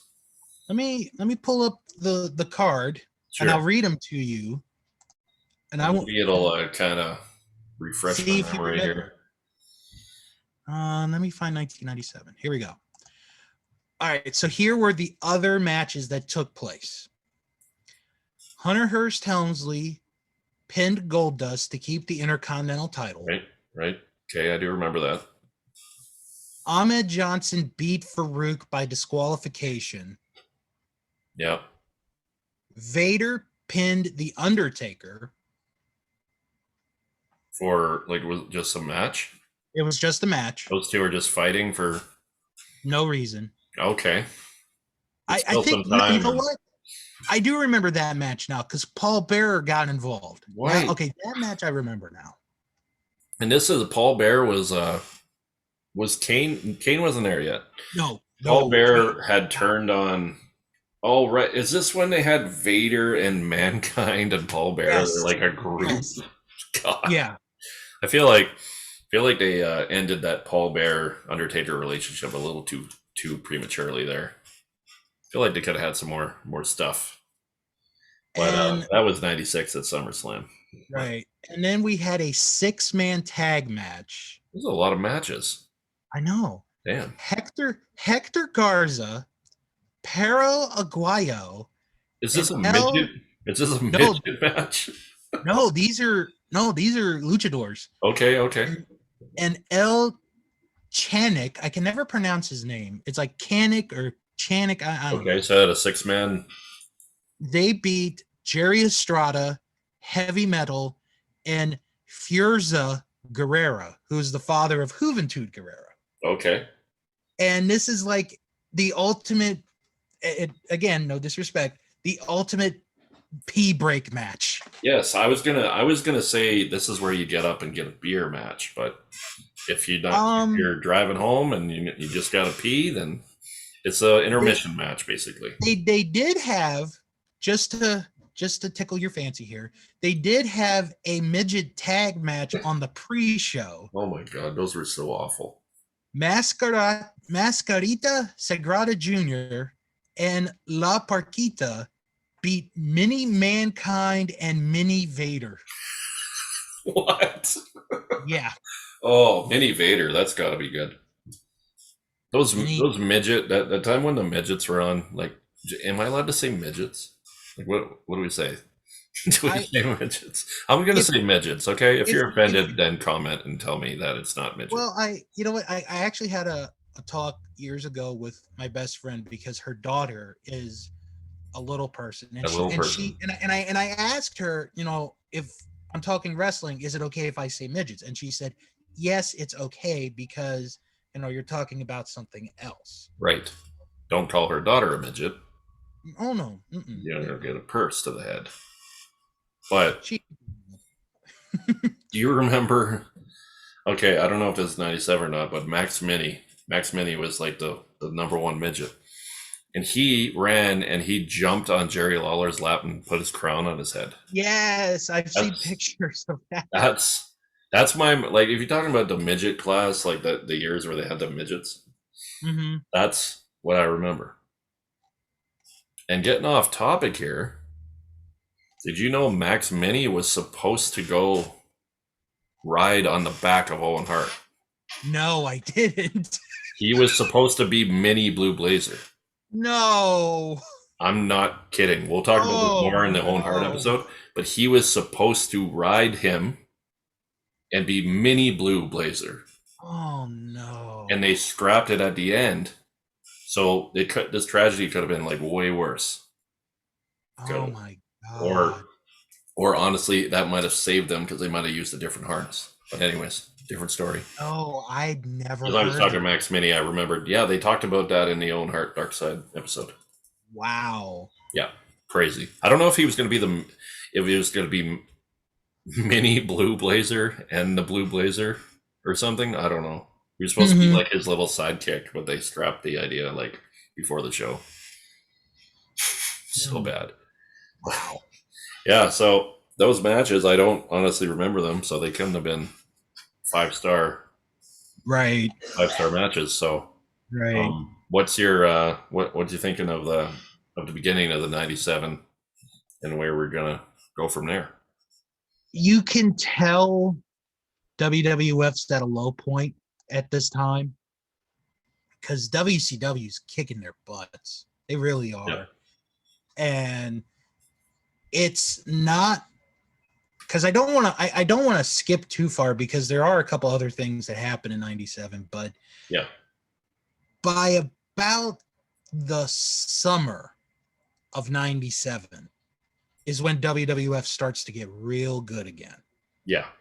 Because, like you said, the Bret Hart, turning heel, and Yeah. that, the match at WrestleMania is really like the catapult for it. The match, one of the greatest matches ever that wasn't supposed to go down. Yeah.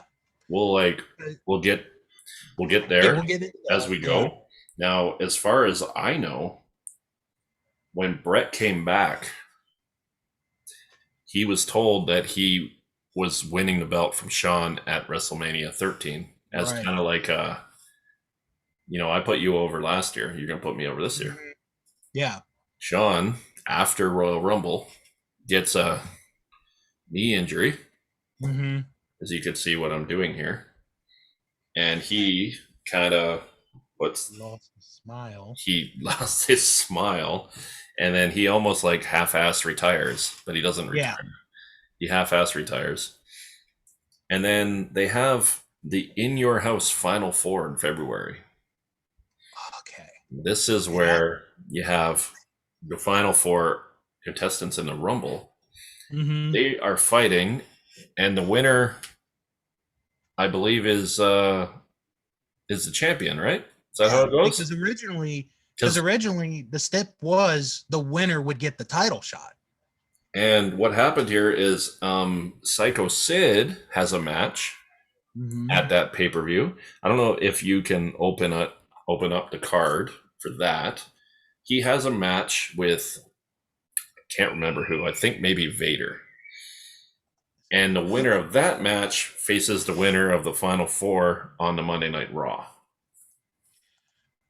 Hold on, let me find the card. Then it ends up becoming Bret Hart versus Sid. Sid on Raw. I love that Final Four match. Yeah. That match is so damn good. And it's weird because usually when I rewatch a year, I will watch I call it the Big Five. Yeah. So you watch Royal Rumble, and then you watch WrestleMania, and you're like, what is happening? Yeah. Stone Cold Steve Austin wins the Royal Rumble, and Psycho Sid's facing The Undertaker for the title. Like, okay. But I'm getting ahead of myself, so let's who does do you have that card up? I do have the card. Who does Sid? I remember Sid beating somebody. Sid is not on the show. He does not have a match. Okay, so this is okay. Now I remember. Sid has a title shot. Yeah. Because he has a rematch clause. Right. Because of when he lost to Shawn Michaels. Right. And then the winner of the Final Four match is WWE champion, WWF champion at that time. And Sid faces that person the next night on rest. He has rest, and he gets to face that person on Monday Night Raw. Right. So here's the card, and this kind of shows you how weak WWF is at this point in '97. Oh, it's brutal. They're building guys. They're building guys up. They are. It takes time. Yes. You know. Mark Merrow beats Leif Cassidy. Al Snow. Yes. Before he was Al Snow. If you guys didn't know that. Farouk, Crush, and Savio Vega beat Bart Gunn, Flash Funk, and Goldust. Jesus. And they were charging $60 for these pay-per-views. Well, no, not at this time. No, it was still 30. It was probably 30 still. Yeah, probably. Okay. I bought all of them. $29.99. I didn't get all the pay-per-views because living youngest of four, you're not gonna get every show. Yeah. Anyway, Rocky Maivia pinned Hunter Hearst Helmsley to stay the Intercontinental Champion. Okay. And Doug Furnace and Phil LaFon beat Owen Hart and the British Bulldog by disqualification. Hart and Davey Boy stayed the tag team champions. Right. Jesus. But that main event saves the show. Got to throw on 6 midget matches and then the Final Four match. Right. And you like the match, eh? I love it. I wasn't like super. Like, it's a good match. It wasn't one of my most memorable ones though. I mean, it's not like an all-time classic, but it's just a fun match to watch.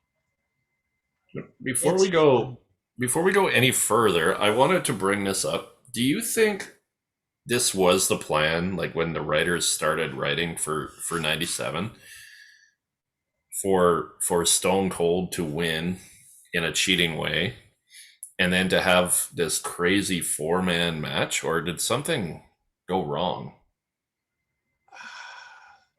If I had to guess, I always thought that. Sorry for cutting you off. No, it's I, okay. I always thought that maybe Brett throwing Stone Cold out, maybe Stone Cold wasn't supposed to land.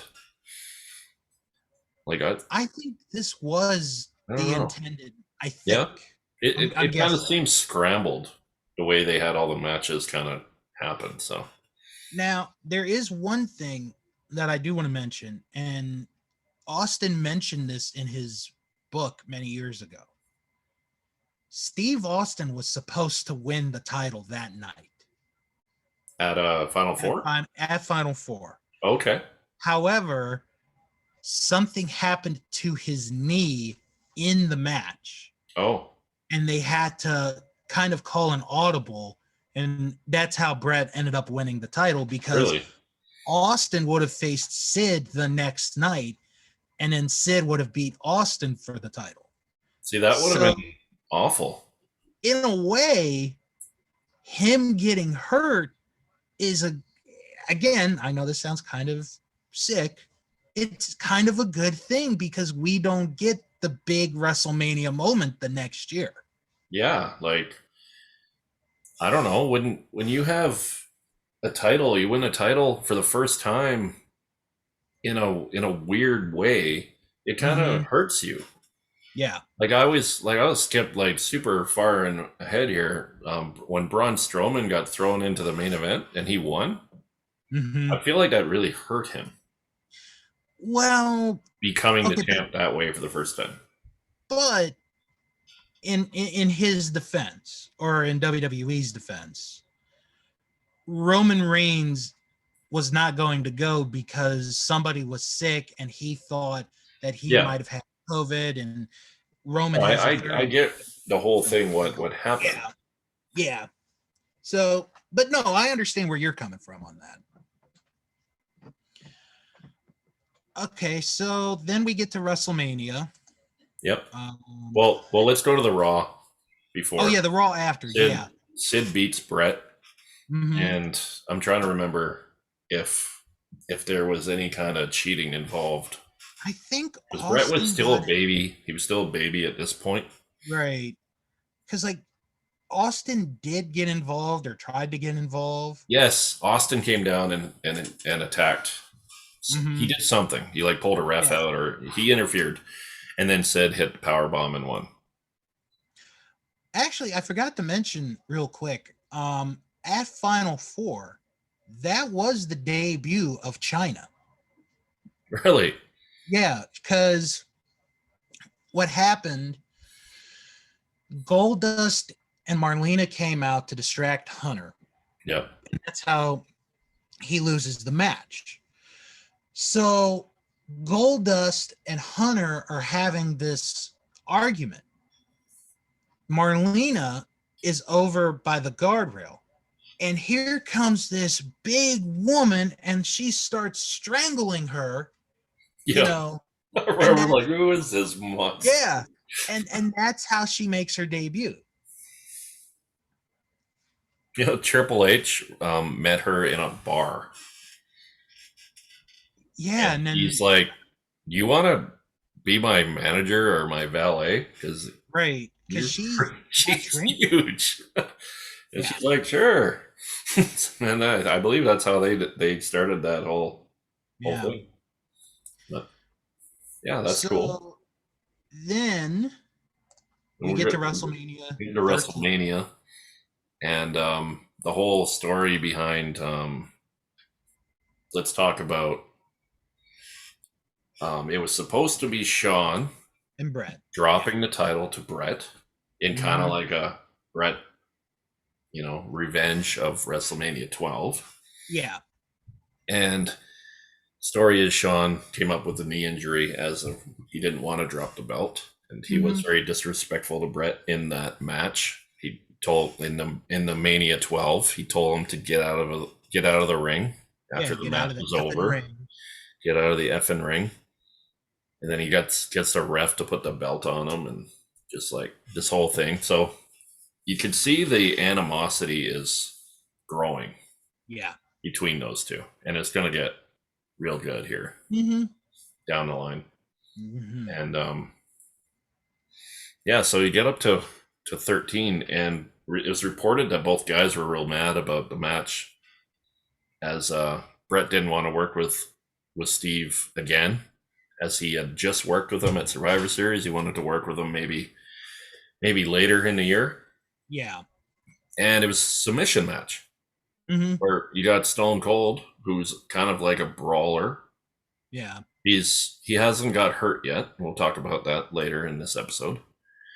But he's a brawler, and Brett's not a submission guy. His sharpshooter is a submission move, but he doesn't really have a lot of other submission moves. Yeah. So they're both kind of like, what the hell are we gonna do about this? And then they start talking. They get into well, you're gonna pass out in a sharpshooter, which is a really cool way to go. Mm-hmm. And then Brett says, and this is the PG era still. Yeah. He's like, you got to be bleeding if you're going to pass out in the sharpshooter. Right, because they had this rule at the time where you cannot bleed.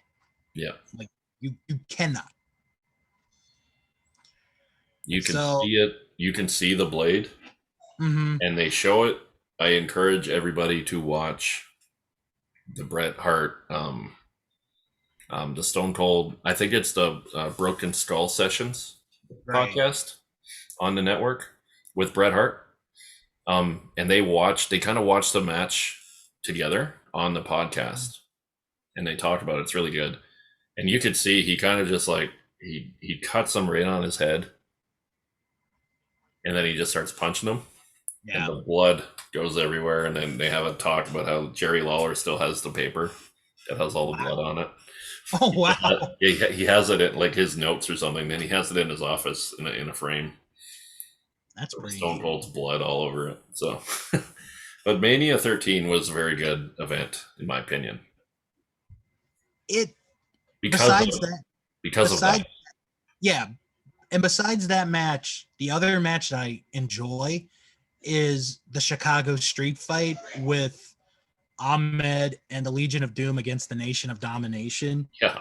Because it's just a fun cluster of a match. It's, you're not supposed to take this one seriously. Ahmed comes out in the shoulder pads. And mm-hmm. Yeah. And Legion of Doom were billed from Chicago, but they weren't from Chicago. Right. They were from Minnesota. Yeah. But for some reason, they ended up coming out as from Chicago when they went to WWF. Mm-hmm. So they were the hometown guys in the fans' eyes. Yeah, I remember that being a really good match too. Yeah. Pretty underwhelming main event. Yeah, I mean, even though you got like one of the goats, you got the Undertaker. Yeah. Who I always thought. Now you can. I'd like to know what you think of this. Undertaker always had that Andre the Giant moniker for me. He doesn't have to be champion. You don't need to have a title. He's the Undertaker. I think there's a certain point where in his career he didn't need the title. Yeah.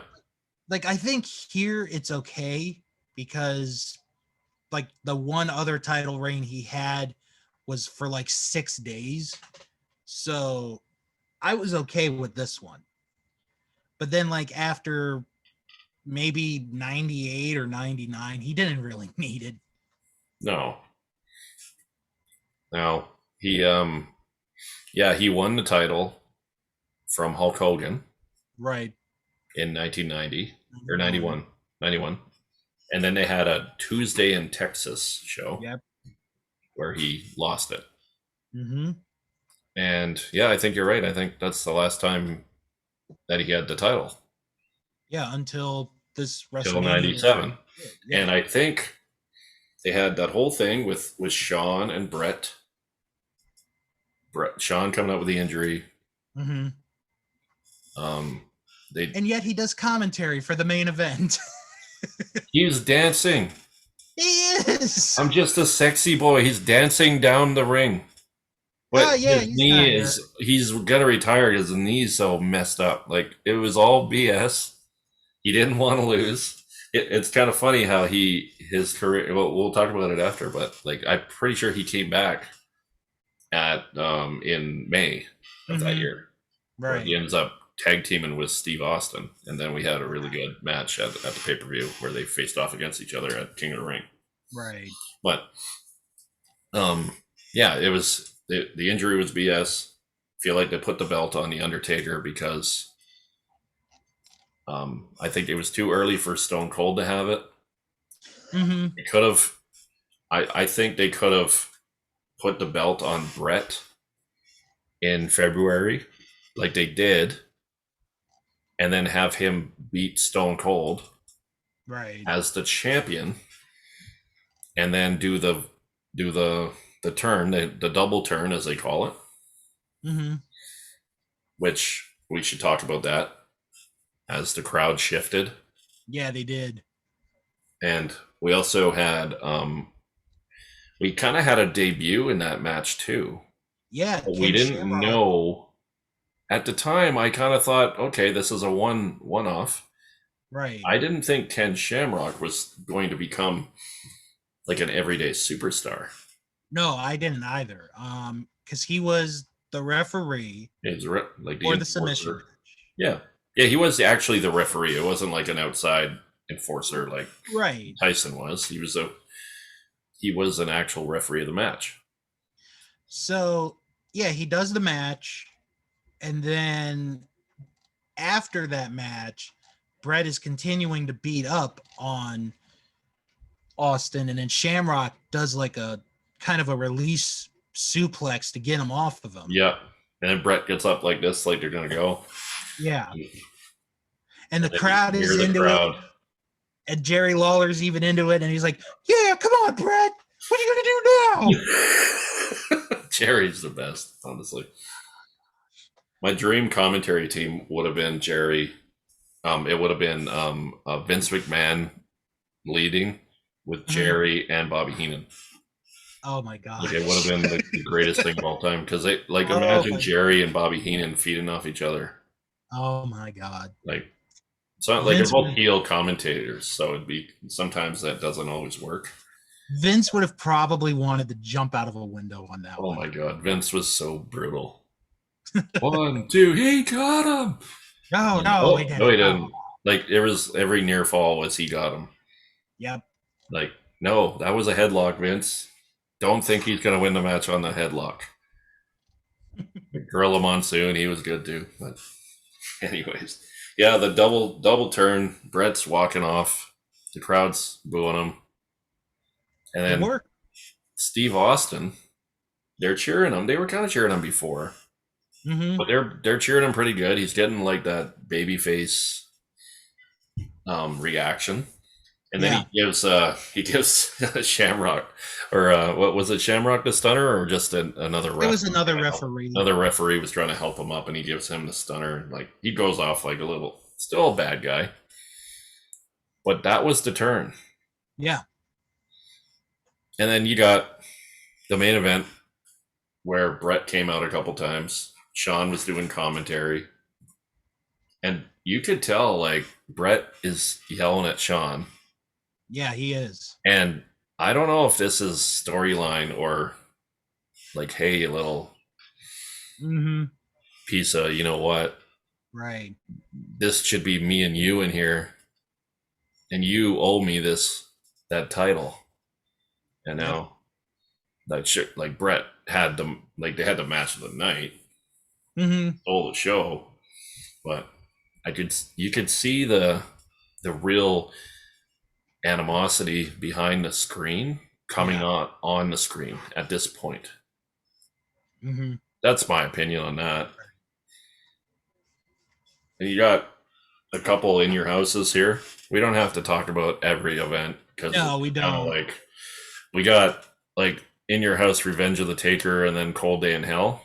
Right. Um, And then, you had Stone Cold face Bret Hart in another match here, and I think this right. is where does does Bret get legitimately injured here, and he's in like a wheelchair for a few I months? think this is the match. Okay. No, I didn't know if it was storyline or if Brett actually actually hurt himself in this match.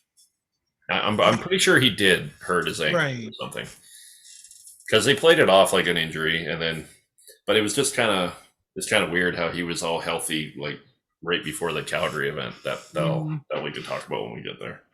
Yeah. So that event, like the In Your Houses in '97, were like an hour long. They were hour and a half, something like Yeah, that. They were weren't nothing long. events. They were time fillers. You normally didn't see a title change at these. They were glorified house shows, Mm-hmm. in my opinion. Just kind of moved the storylines. Yeah. Revenge of the Taker. Now I'm on Wikipedia here. It just tells me what the last match was. I'm sure Undertaker had a title defense here that he won. Mm-hmm. And in the next event, this is where Stone Cold kind of gets his real first title shot. Yeah. And you're kind of seeing Steve Austin turning into kind of like a main eventer at this point. Mm-hmm. He's pushing. He's not there yet.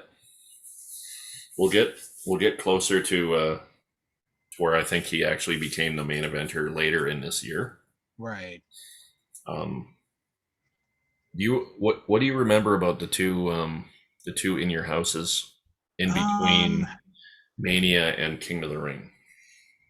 Okay. So the Revenge of the Taker, like the only thing I remember is Paul Bear's face getting burned. Right. And how botched that was. Oh my God. And he had the big Band-Aid on for like 3 Yeah. months. And then with A Cold Day in Hell, and I watched this show about a year ago. Yeah. Undertaker and Austin is an awesome match. Yep. Actually, and you know what? Mankind and Rocky Maivia is not that bad of a match. No, that was good. The rest of the show, you could skip. And you correct me if I'm wrong, but is this kind of the beginning of where the Rocky sucks chants start? Yeah, Where he kind of like is transitioning into the Rock. Yeah, they're planting the seeds for him to. Like I think he's still a few months away from joining the Nation and kind of turning into that bad guy that kind of turned into the character of the Rock. Like he's still Rocky Maivia for a bit. Yeah. And so yeah, they were like I said, they're kind of fillers. So now in Stone Cold, this is he hits the Undertaker with the stunner, and then Brian Pillman rings the bell. Yep. You remember that? Where all the Harts were sitting in the front row. Mm-hmm. And this is okay. So this is where I'm going to get into the good story, because I'm a Calgary kid, right? And I'm loving what Steve Austin's doing. Like I was a Brett fan. Yeah, when I was a kid. Right. In WrestleMania 12, I was loving Shawn Michaels. So now I'm like a Shawn Michaels and a Steve Austin fan. Mm-hmm. Okay. So now I'm watching Steve Austin and I'm loving what he's doing. And my former hero when I was a younger kid, I'm watching Steve Austin dump Bret Hart on the wheelchair and he pushes him over. And I'm loving it. Such a good ending to that pay-per-view. Because they save Stone Cold. Stone Cold doesn't lose. Like he does lose. He gets tombstoned and he loses. Yeah. But it's because of the interference. It's not because Undertaker beat him. They're saving his character, which I liked. What do you think of that angle and how that played out? It starts to get better. Yeah, this is where the year is like really going. Getting good. And then after that show, the next one is King of the Ring. Yeah. Which Great event. I've never seen that show. Are you serious? I'm serious. I've never seen this show. Okay. So when we're done here, you need to watch it. Okay. It's great. the finals between Triple H and Mankind Mm-hmm. at that time is one of the roughest, dangerous matches I've seen. Like this is like for that like era, Mm-hmm. it's pretty good. There's also a match now in between the pay per view and King of the Ring. I can't remember how it goes down, but Shawn Michaels comes back Okay. and Stone Cold needs a partner because he's going to take on the Heart Foundation. All This is right. also a time where they all reunite, where Brett and Owen and Bulldog and Jim Neidhart, and then Brian Pillman is thrown in there too. So they're like a stable now. They're the Heart Foundation, the stable. Mm-hmm. Um, and then it starts to be where this is where Brett starts becoming the anti-American. Yeah. So then you got Stone Cold and Shawn Michaels team up on Raw, and they win the tag titles. Oh, that's right. That's right. I remember. Yeah, now it's coming back. So at this King of the Ring, Shawn versus Stone Cold, kind of because they're like, well, I want to see who the better wrestler is of this team. Mm-hmm. And it's one of the greatest matches. Nobody wins. It's a double DQ or something. They both are hitting the referees with their finishing Right. moves. It's great. I don't want to ruin the whole match for you, but it's a really good match. Okay. I would check out that pay-per-view. The King of the Ring matches are good too. I'm trying to remember. I don't think they have the whole tournament into one Right. show. I think this is the first year where they had some of the matches on the on the Raws too. Mm-hmm. I think you have just the two matches. You have the semi and then the final. Right. Triple H versus Mankind in the finals. Very good match where Triple H is crowned King of the Ring, where he was supposed to win the year before, but the whole Mm-hmm. curtain call happened, so they kind of Yeah. punished him for it. And that's King of the Ring. You kind of see where we're going here. Yeah. They have a promo with the Hearts. Brett comes out, and this is where they challenge 5 American wrestlers to come to Canada and face them. And this is the next pay-per-view, the Canadian Stampede that I was at live. Okay. And you told me that you were there, and I've been looking forward to hearing this story. So It was great because I was like, I'm a Steve Austin fan now. right. I'm wearing my Austin 316 shirt. This is 97, so I'm trying to think about. I would have been 14, I think. And it was a good pay per view, I thought. The crowd was like so lit because the way they orchestrated the pay per view was the hometown heroes were all in the last match. Yeah. And basically there wasn't a lot of good matches building up to this in that pay-per-view because they had all these stars in that match. And this is another thing where Shawn Michaels kind of dropped the ball. He got another injury before this. He was supposed to be part of the 5-man team where it was, I believe it was Goldust, Legion of Doom, Mm-hmm. Stone Cold Steve Austin, and I'm trying to remember who And Shamrock. Ken Shamrock. And I believe it was Shawn Michaels was supposed to be one of those guys. I think Goldust filled in for him. And he got an injury. Right. He didn't want to come to Calgary and lose to Brett. Now, the way it played out was Owen pinned Austin, Mm-hmm. like a roll up kind of. He pulled the tights. It was a heel. Still. It was a heel win, but in Calgary, honestly, so the story about that event is all the build up because each match would come out. They had a cool match. It was Triple H versus Mankind where they went outside. Mm-hmm. Actually, we're in the parking lot. There was dumpsters and stuff. It was like a street fight. Places I've stood waiting to go see a hockey game. I remember that was cool Yeah. seeing them in that area. You had Vader and Undertaker for the title. Okay. This was kind of when what was it? Paul Bear had his secret. Oh It yeah. was Okay. starting. That storyline was starting, Right. which he turned out to be Kane would be the secret. Mm-hmm. He was going to tell the world what Undertaker did in that storyline. That was starting. So Vader and Undertaker had like it was an okay match. It was cool because this is the first pay per view I'd ever seen. So when Undertaker would come out in a house show, like the lights wouldn't go out. It was just like you hear his music and he'd walk through the penalty box.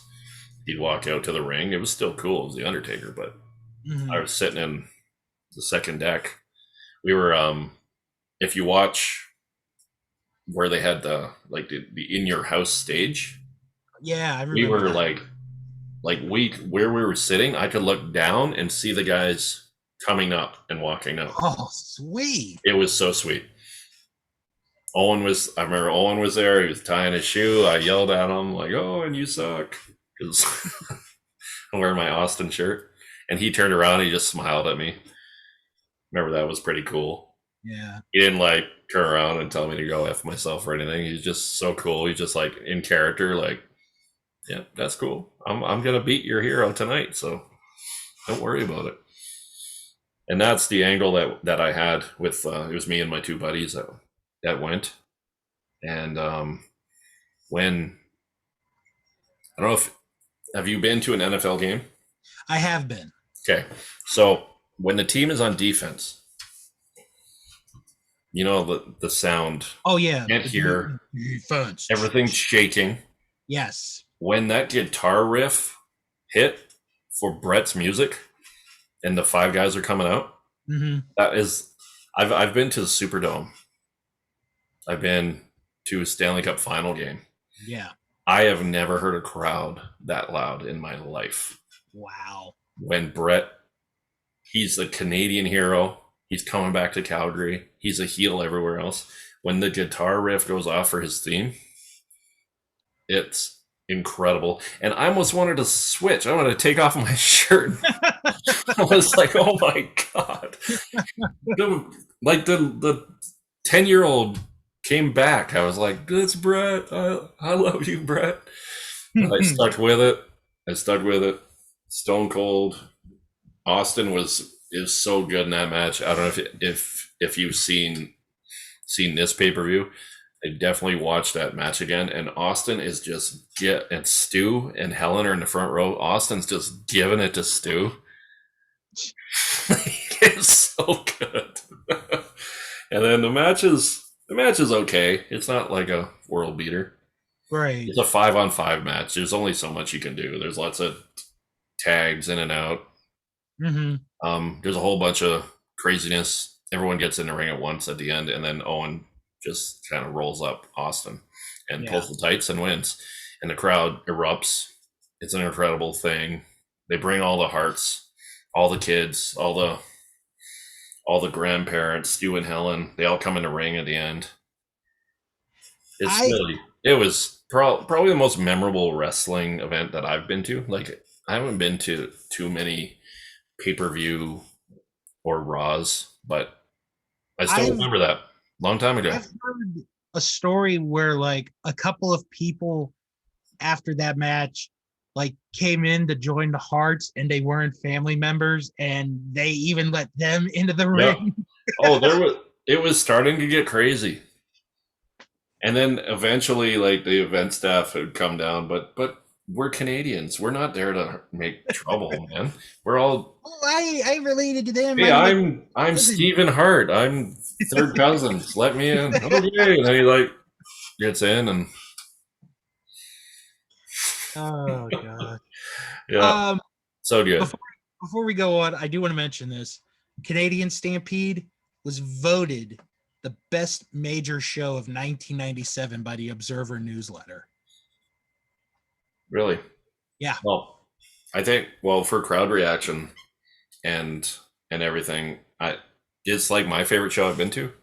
Mm-hmm. Based on the other matches, the next event we're about to talk to is my favorite event of '97. It's a really good show. Yeah. Next. So summer. Oh, well, actually, real quick, before we get into it, sure. On the road to SummerSlam, we get a debut. We get the debut of Dude Love. Right. And he and Steve Austin win the tag titles. Yeah. Okay, that was so it's summer. One of the best debuts when he's tapping his foot. Yes. Jumbotron. Yes. So good. Like, what? What is happening? And he comes out. Oh man. Good stuff. Okay, so it's SummerSlam. There's 3 things I remember from this show the most. The first one, and probably the obvious one, is Austin's neck getting broken. Yeah. That's the easiest thing to remember from the that dumbass show. Tombstone that Owen just lost his mind for a second there. Right. And Austin was always mad at Owen until the day Owen died. Yeah. About that. Yep. He was still mad. Yeah. Like, he went on and said, like, I'm sorry he died. But it's almost like he didn't have a ton of sympathy. Like, he still had sympathy, don't get me wrong, but you can tell he was still kind of choked about it. The second thing from this show that I remember is the Bret Hart Undertaker main event. Yeah. That match, they had the crowd in their hands on that one. And Sean was the ref. Yeah, Sean was the referee. And there were so many stipulations into that match. Like, if Bret Hart loses, he can never wrestle in America again.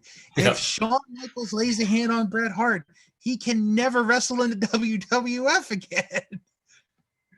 The whole thing was he couldn't wrestle in the U.S. too. So I was like, okay, so we're just going to have like Bret versus Shawn in Calgary every week. This is going to be awesome. Right. and then you have poor Undertaker, who's in the middle of all of this, who's the champion. And oh, by the way, his brother is still alive. Oh, yeah. And he's the third wheel, and he's the heavyweight champion. Like, shit. And this match is so damn good. And the ending is one of the best endings I've ever seen to a match. That's legit spit. Yeah. On Sean's face. And Bret, that was like 18 months. Right. You know what? And that chair shot was so wicked. Oh my gosh. Yeah. All right. And then the third. Yeah. And then the third thing that I remember from this show, and this is going to get a laugh, but I have to talk about it. The Dude Love Heart? No. Never shown. Although thank you for reminding me of that. Because it fell off. Like, he's supposed to have a heart. Right. And the announcer's like, oh, did you see his heart? But it wasn't there because he sweated off. Right. But sorry. The third thing that happened. Yeah. And this doesn't get talked about a lot, and probably for a good reason. They had a $1 million contest. Yeah. During SummerSlam. And it was like a beer intermission. Yeah, like you had to have these clues. The key. It was like these words. Yeah. So they had 2 people come to the show and they had to guess like the correct key. Yeah. And if they got the key right and it opened the casket, they'd win $1 million. Yeah. So they also had like 2 other people that they called during the show to try to guess. Nobody won the $1 million. So lame. That was brutal. I always wonder to myself, gosh, what happened with that $1 million? Vince obviously took it back and put it in his safe, probably. Right. And number 3, and it rhymed with key. Remember Jerry Lawler making a comment about that? Rhymed with key.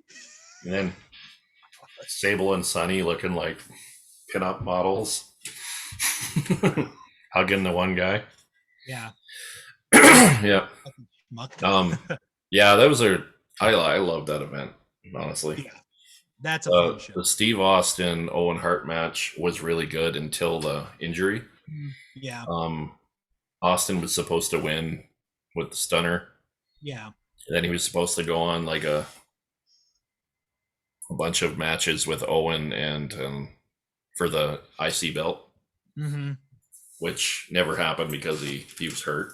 Yeah. So then we kind of covered most of SummerSlam Yeah. with what you were talking about there. So we get to Ground Zero in your house, and this is the first meeting between Shawn and Undertaker.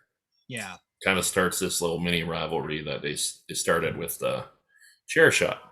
Mm-hmm. And this is the beginning of Degeneration X. Yeah. So it's getting good. 97's rolling. Shawn's all healed up from his 2 fake injuries for the year. And this match is like this pay-per-view is awful. They had the Patriot versus Bret Hart. Oh my god. Right. Awful. But this match saves this show. And for the next 2 months leading up to Survivor Series, Shawn Michaels is stealing the spotlight and stealing the show versus Undertaker. Yeah. The Ground Zero event was really good. Like the match, I mean, the final match. Mm-hmm. Undertaker does this crazy swan dive over the ropes. I've seen the dive. It's beautiful looking. Yeah. Shawn is becoming a really good heel again, which it's hard to be a really good heel and a really good baby, and Shawn's done it. So I give him credit for that. Mm-hmm. We're leading up Ground Zero. We don't talk about too much because it was like a one match kind of show. Yeah. Nobody wins the match, and they talk about another event coming up soon. During this pay-per-view, they plug it, and it's one night only in the UK. Oh, yes. Shawn versus the British Bulldog for the European Championship. This is a nuts event. And it has everything that goes on. Maybe one of the most messed up stories you'll ever hear in your life. Yeah. Because, and this, I actually have not seen this show. Oh, okay. You got to rewatch some of these. 97, my friend. But the story to the main event is like, oh my God, Shawn Michaels, you are a terrible person. Right. Because for those who've never heard this story, Davey Boy faces Shawn Michaels for the European title. Davey Boy is to win the match because he has a sister who's dying of cancer. Yeah. So he's supposed to win. Yeah. Yeah, she's going to die. And and the booking is he's going over to win. He's dedicating the match to her. Right. And then Shawn Michaels is like, no, I'm not going to let this happen. I'm winning. He doesn't put over the Bulldog when in his own country when his sister's dying. This is the beginning of Shawn Michaels being the worst human on planet Earth for 18 months. Shawn, who doesn't need the European title, wins the European title. He was going to Bad Blood to become the number one contender, and he was going to win the title. He doesn't need European title. This is all him flexing his ego. And so, yeah, if you haven't seen this match, like, it's so bad. I don't mean it's so bad. It's very good. Right. But, like, I'm sure Shawn and Triple H and Chyna were scared. They were in the middle of the ring, and it just gets littered.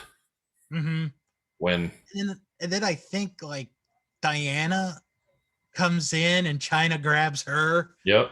before the rest of the Hart Foundation come out.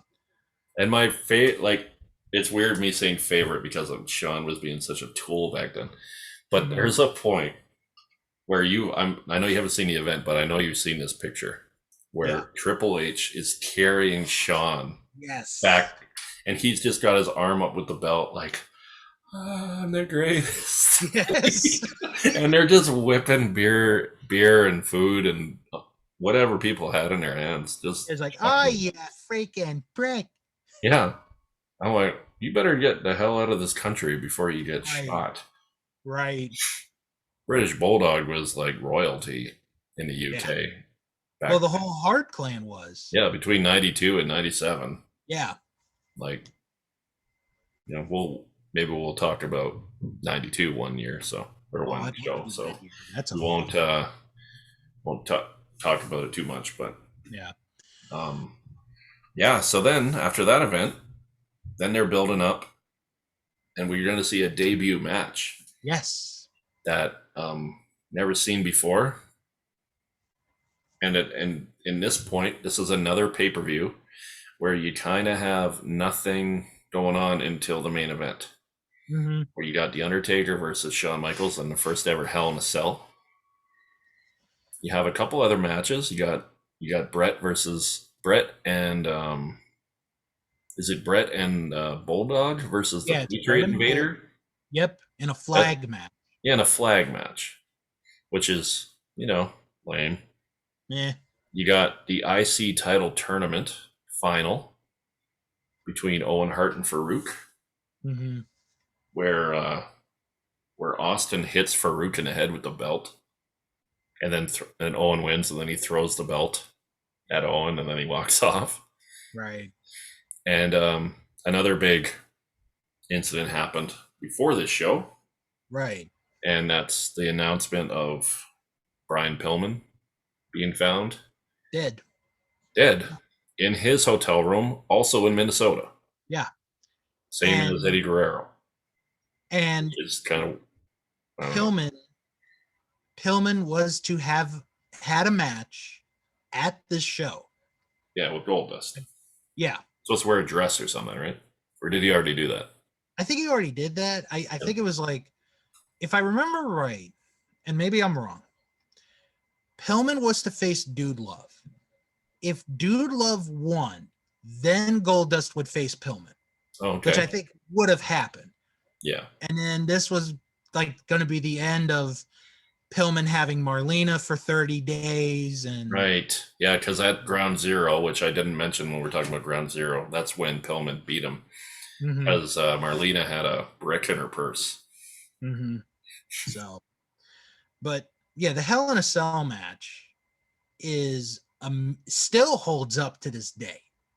I think it's the best Hell in a Cell match. It's the first one, and I think it's the best one. Yeah, I think you're right. For like overall, like epicness. Now, for shock value, obviously Mick Foley getting thrown off the top. Right. But that match wasn't that good. There was a whole bunch of bad stuff that happened. There was a bunch of injuries. So for overall, yeah, I want to say, yeah, it was so good. Because you had so many things happen in that match. Because Kane finally debuts. Yeah.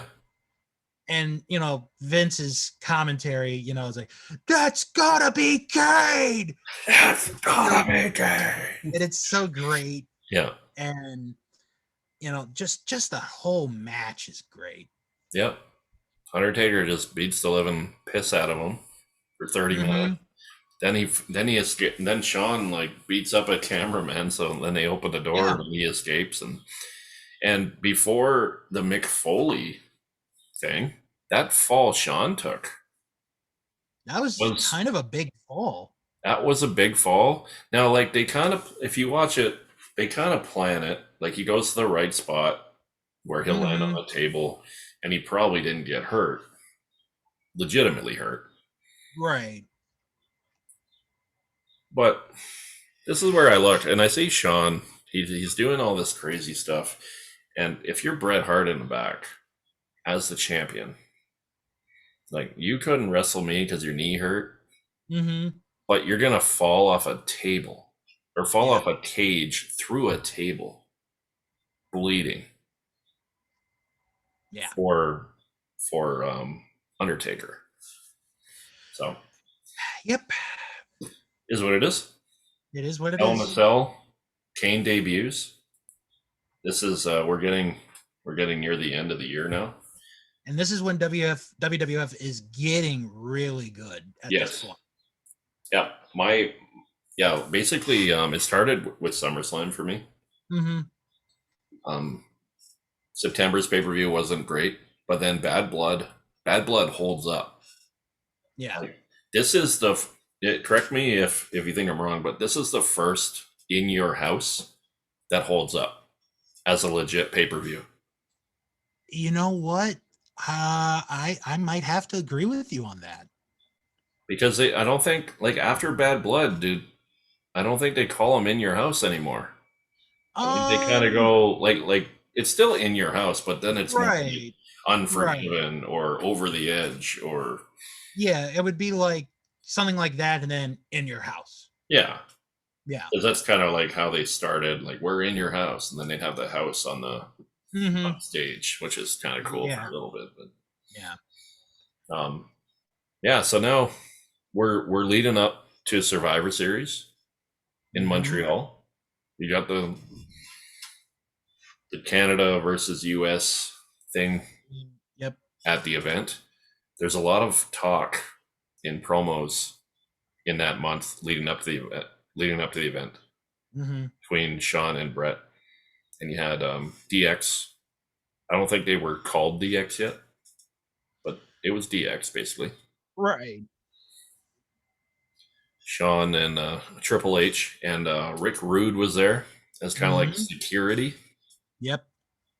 which was kind of cool, and China, and then you had the Hart Foundation leading up to probably the most memorable match in history for what went down. I would say probably the most infamous match Yeah, in history. yeah, that's a good word for it too.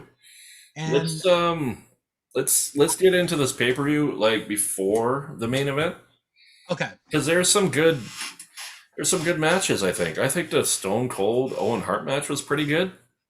it is good. It's surprising. Like, I'm looking at the time of the match. I didn't realize it was that short. It was 4 minutes. Yeah, it was short because I don't think that he was totally healed. Mm-hmm. Now, like, he said that he was never healed. He had to go get surgery like a couple of years later Right. to repair what had happened that night in New Jersey. But it was only 4 minutes. Wow, I remember that match being decent. So maybe it was just Austin like coming out and hitting him hard and Maybe. stunner Yeah. and And then this is also Kane's in-ring debut in the against ring. Man. Yeah, he was mostly outside of the ring the whole match, and with the Yeah. red light. I Yeah, what the do you whole think? match was red. What do you think of the red light? I was I wasn't a huge fan of the red light. It was kind of hard to watch, but Yeah, I was kind of glad that they only did it for that one match. and Kane. What was that? Was it Mankind that he fought? Yeah, Mankind. Okay. And then when Mankind takes that bump through the table and the way JR reacts, it's like, oh my God, he could be dead. And then, like, when you look back on it and it's like, oh, JR, wait till we get to about 6-7 months from now. Yep, that's a good. um, That'll be a good show. and then there were 4 traditional Survivor Series matches, which nobody remembers No. because it, even though like like we said earlier, the beginning of 97, the roster's kind of bad, Yep. but towards the end, it's getting better. Yep. And like I said, these like Survivor Series matches aren't remembered, but the talent is starting to get there. Yeah. You had like the groups too, right? You had like Mhm. the group that Crush had, DOA, Yeah, and then you DOA had and the the Truth Commission. Bariquas with Savio Yeah. Vega and his guys and Nation. Hmm. Kind of like once that Nation branched off, Yeah. um, yeah, that was. I think we kind of missed on that at King of the Ring where you had Farouk and Undertaker, Mm, and then they I'm kind gonna of like um, after that he like fired, right. and then he brought in the new guys with Kama and who ended up D'Lo. becoming the Godfather Yeah. and stuff like that. But yeah, so we have you seen Wrestling with Shadows, the I documentary? have. Okay, I have seen that movie. so they have a point where they have the where Brett goes into a meeting and he thinks it's going to be a run in. Yeah, it's gonna be a DQ It's finish. supposed to be Owen's supposed to come out Hmm. and interfere, and a bulldog, and then I think Triple H is supposed to do something too, Right. according to what Brett had thought. But Hmm. everyone, if you've seen the Wrestling with Shadows or the Montreal Screwjob episode of Dark Side, you'll notice that this all kind of started with Triple H saying, if he doesn't want to do business, we'll make him do business. Kind of brought it up first. Yeah. And Jim Cornette and Vince Russo were all in on it too. And Well, like, with just the screw him, Cornette take the thing, belt off him. I mean, You're Cornette. leaving. I love Cornette's story because he does talk about it, and he just had like in his mind, he just said, like we could do a screw job, and Yeah. then he explained it, and then like in the interview, like he asked Vince the day of the show, like, did you come up with an ending to the match? He's like, yep. And Jim's like, that's all I need to know. I don't want to know. Yep. Just I are we good? and then and then we get to the match, which has an amazing brawl to It's a start. really good match. It is. It is. And then you get to the ending. And I love Jim Cornette's story where he's like, well, as soon as Sean put the sharpshooter on and turned him over, I was like, well, I'm heading out of here. See you guys. Like, I think I beat Hebner out the building He did. because Earl told his brother to start the car and like, I'm out of here. If they asked me to do this, and Brett had already asked Earl. If you guys don't know, Earl Hebner was the referee Right. in the match, and he asked him, "They're going to try to screw. They're going to screw me." And he's like, "Oh, I won't count you out. No, no worries." Mm-hmm. And then, you need a job, so he screwed him. It didn't matter if Earl Hebner didn't say ring the bell. Vince McMahon was yelling it anyways. Right. So then you get to a point where Sean puts the sharpshooter on Brett, but he puts it on wrong. And Brett actually, he talks about this in the Dark Side episode. He actually fixes the legs, Mm-hmm. so he gets the sharpshooter on. So he kind of like put it on himself, basically. And the rest is history. Yeah. And then Sean wins, and because I watched that live when it happened. yeah, so did I. And I bet your reaction was the same as mine of what the hell just happened, you know? Yeah, And then it's not till later that like the footage comes out, Brett destroying everything, and yeah. Montreal could have burned to the ground that night. And Like, it was Canada. I'm telling you, if that was in the Saddle Dome in Calgary, that would have been worse. I agree. Like, I don't know. I really don't know why they had to do that. But here's my thinking before we finish the year, because we only got one more event to go in '97. My thinking is, this is Brett brought this on. All he had to do was lose the title. Like Okay. when you're leaving a company, you lose, like in wrestling, you lose the title before you go. Mm-hmm. You don't, I feel like there's way too much creative control between these wrestlers. Like Yeah. you're a wrestler, just do your job. You're there to wrestle. The writers decide that you're going to lose that title to whoever it is, then you just lose it. It's like it's a show. Yeah. And I'm like a Bret Hart supporter. Like at the time, I was kind of getting tired of Sean at this point too. And I was kind of transitioning to a Steve Austin fan. So I Mm-hmm. didn't really have a guy in mind. And I didn't know the whole Bret leaving for WCW No, no, neither story. did I. I I didn't didn't know, hear the internet. like they had mentioned in the commentary in that match about this could be Bret's last match, but people say that all the time about guys. Yeah. Like, they said that about the Undertaker for 15 years. He I just kept mean, coming back. So and, I didn't know Bret was leaving. and you and I, and this is kind of a good thing to point out. We lived in an era or a time where not everybody had the internet. I didn't have the internet I didn't in read the November dirt sheets. I 97. didn't know. Yeah, I didn't know. So whatever was going to happen was going to happen. Which made it better. Yeah. Because now you can read and you can figure out what's going to happen for WrestleMania next year if you want to know. Mm-hmm. Like plans change, They do. but like if you want to know, you can look it up and read it. Mm-hmm. So yeah, that was crazy. I feel like that whole situation could have been avoided, but it was everyone's fault. It was. Like I feel Sean should have told him like before. Like they they interviewed Sean in the documentary. Mm-hmm.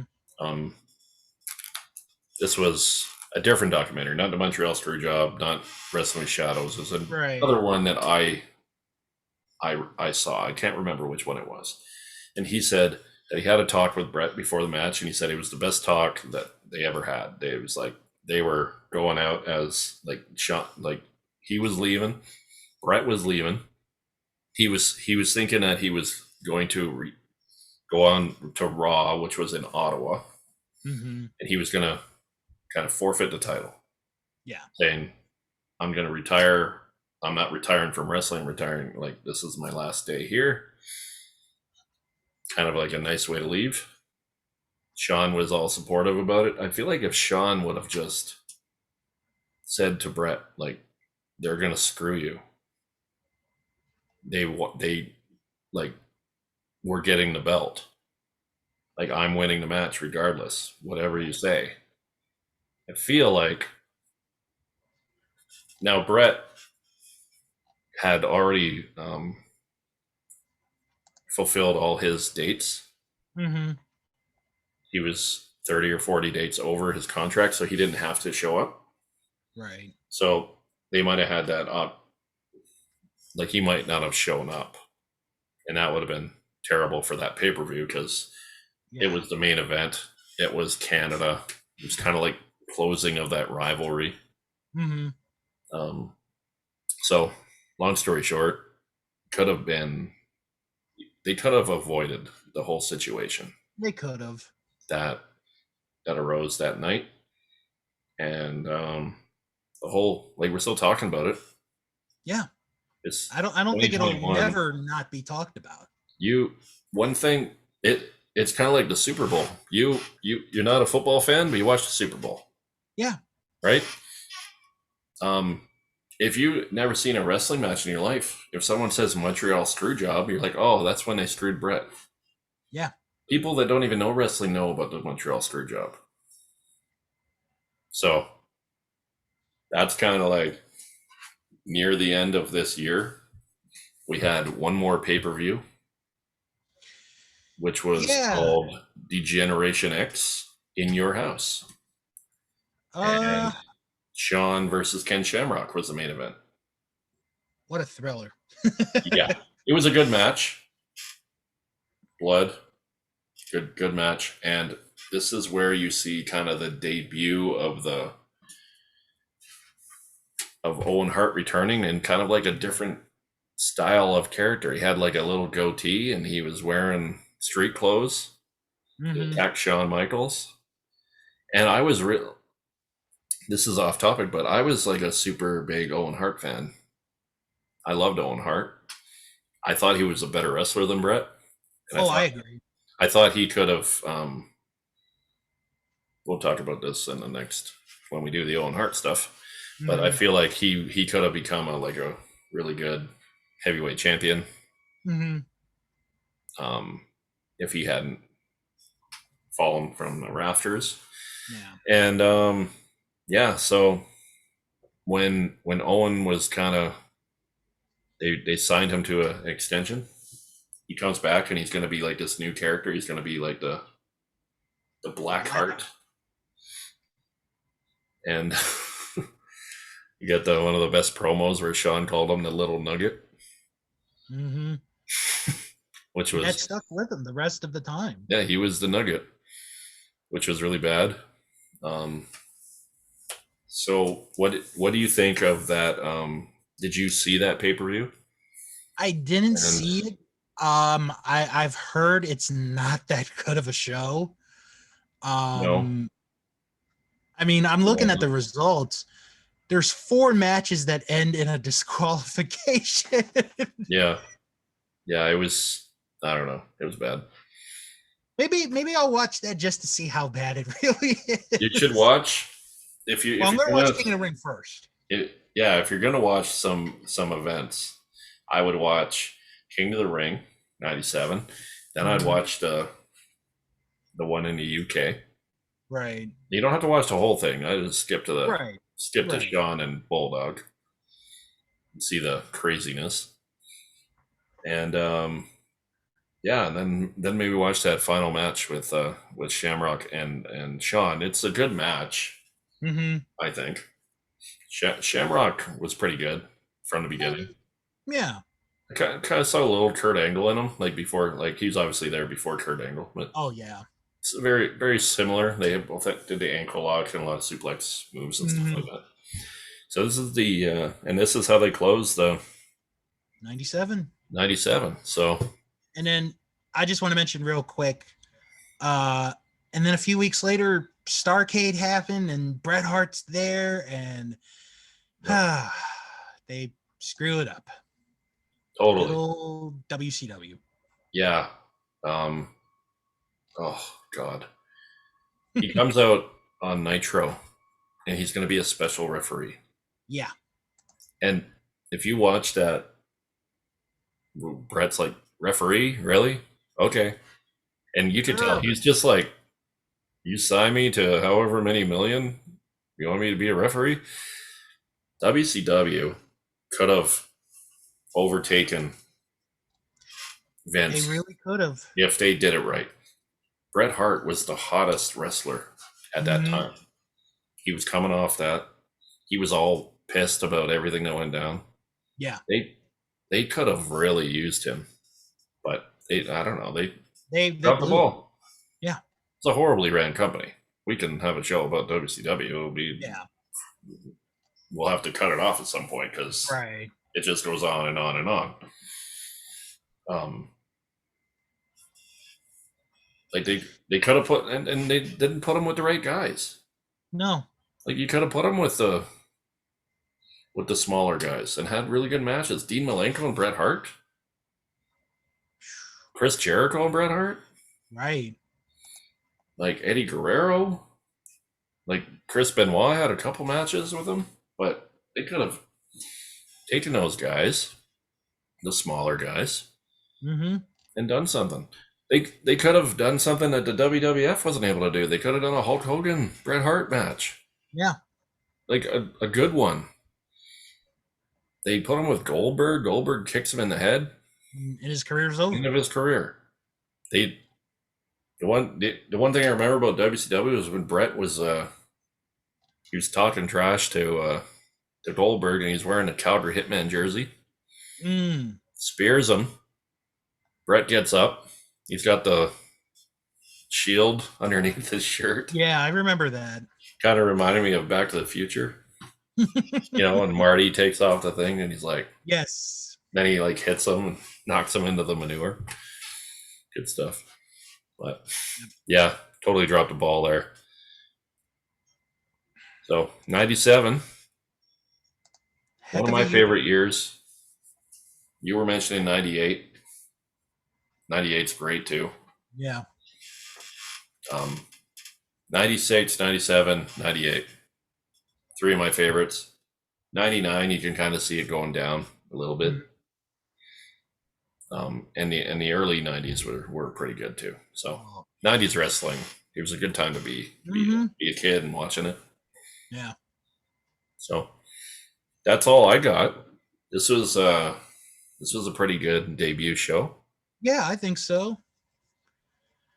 I'm not sure if all of them will be what the Chris Benoit thing, the career and everything leading up to it was a lot of stuff to go through. So I hope some people stuck with us here and watched the whole thing. We're open to get this thing going. So yeah, if you guys have any suggestions, comments, please tell us. We want to like get some nice content out there. This is stuff that we're both into. Yeah. I'm extremely interested in learning about why things happen with certain tragedies and other things, like theories behind wrestling. Montreal Screwjob was one. So Owen Hart will be one of our next episodes. I don't know if it will be the next one or not, but definitely want to get into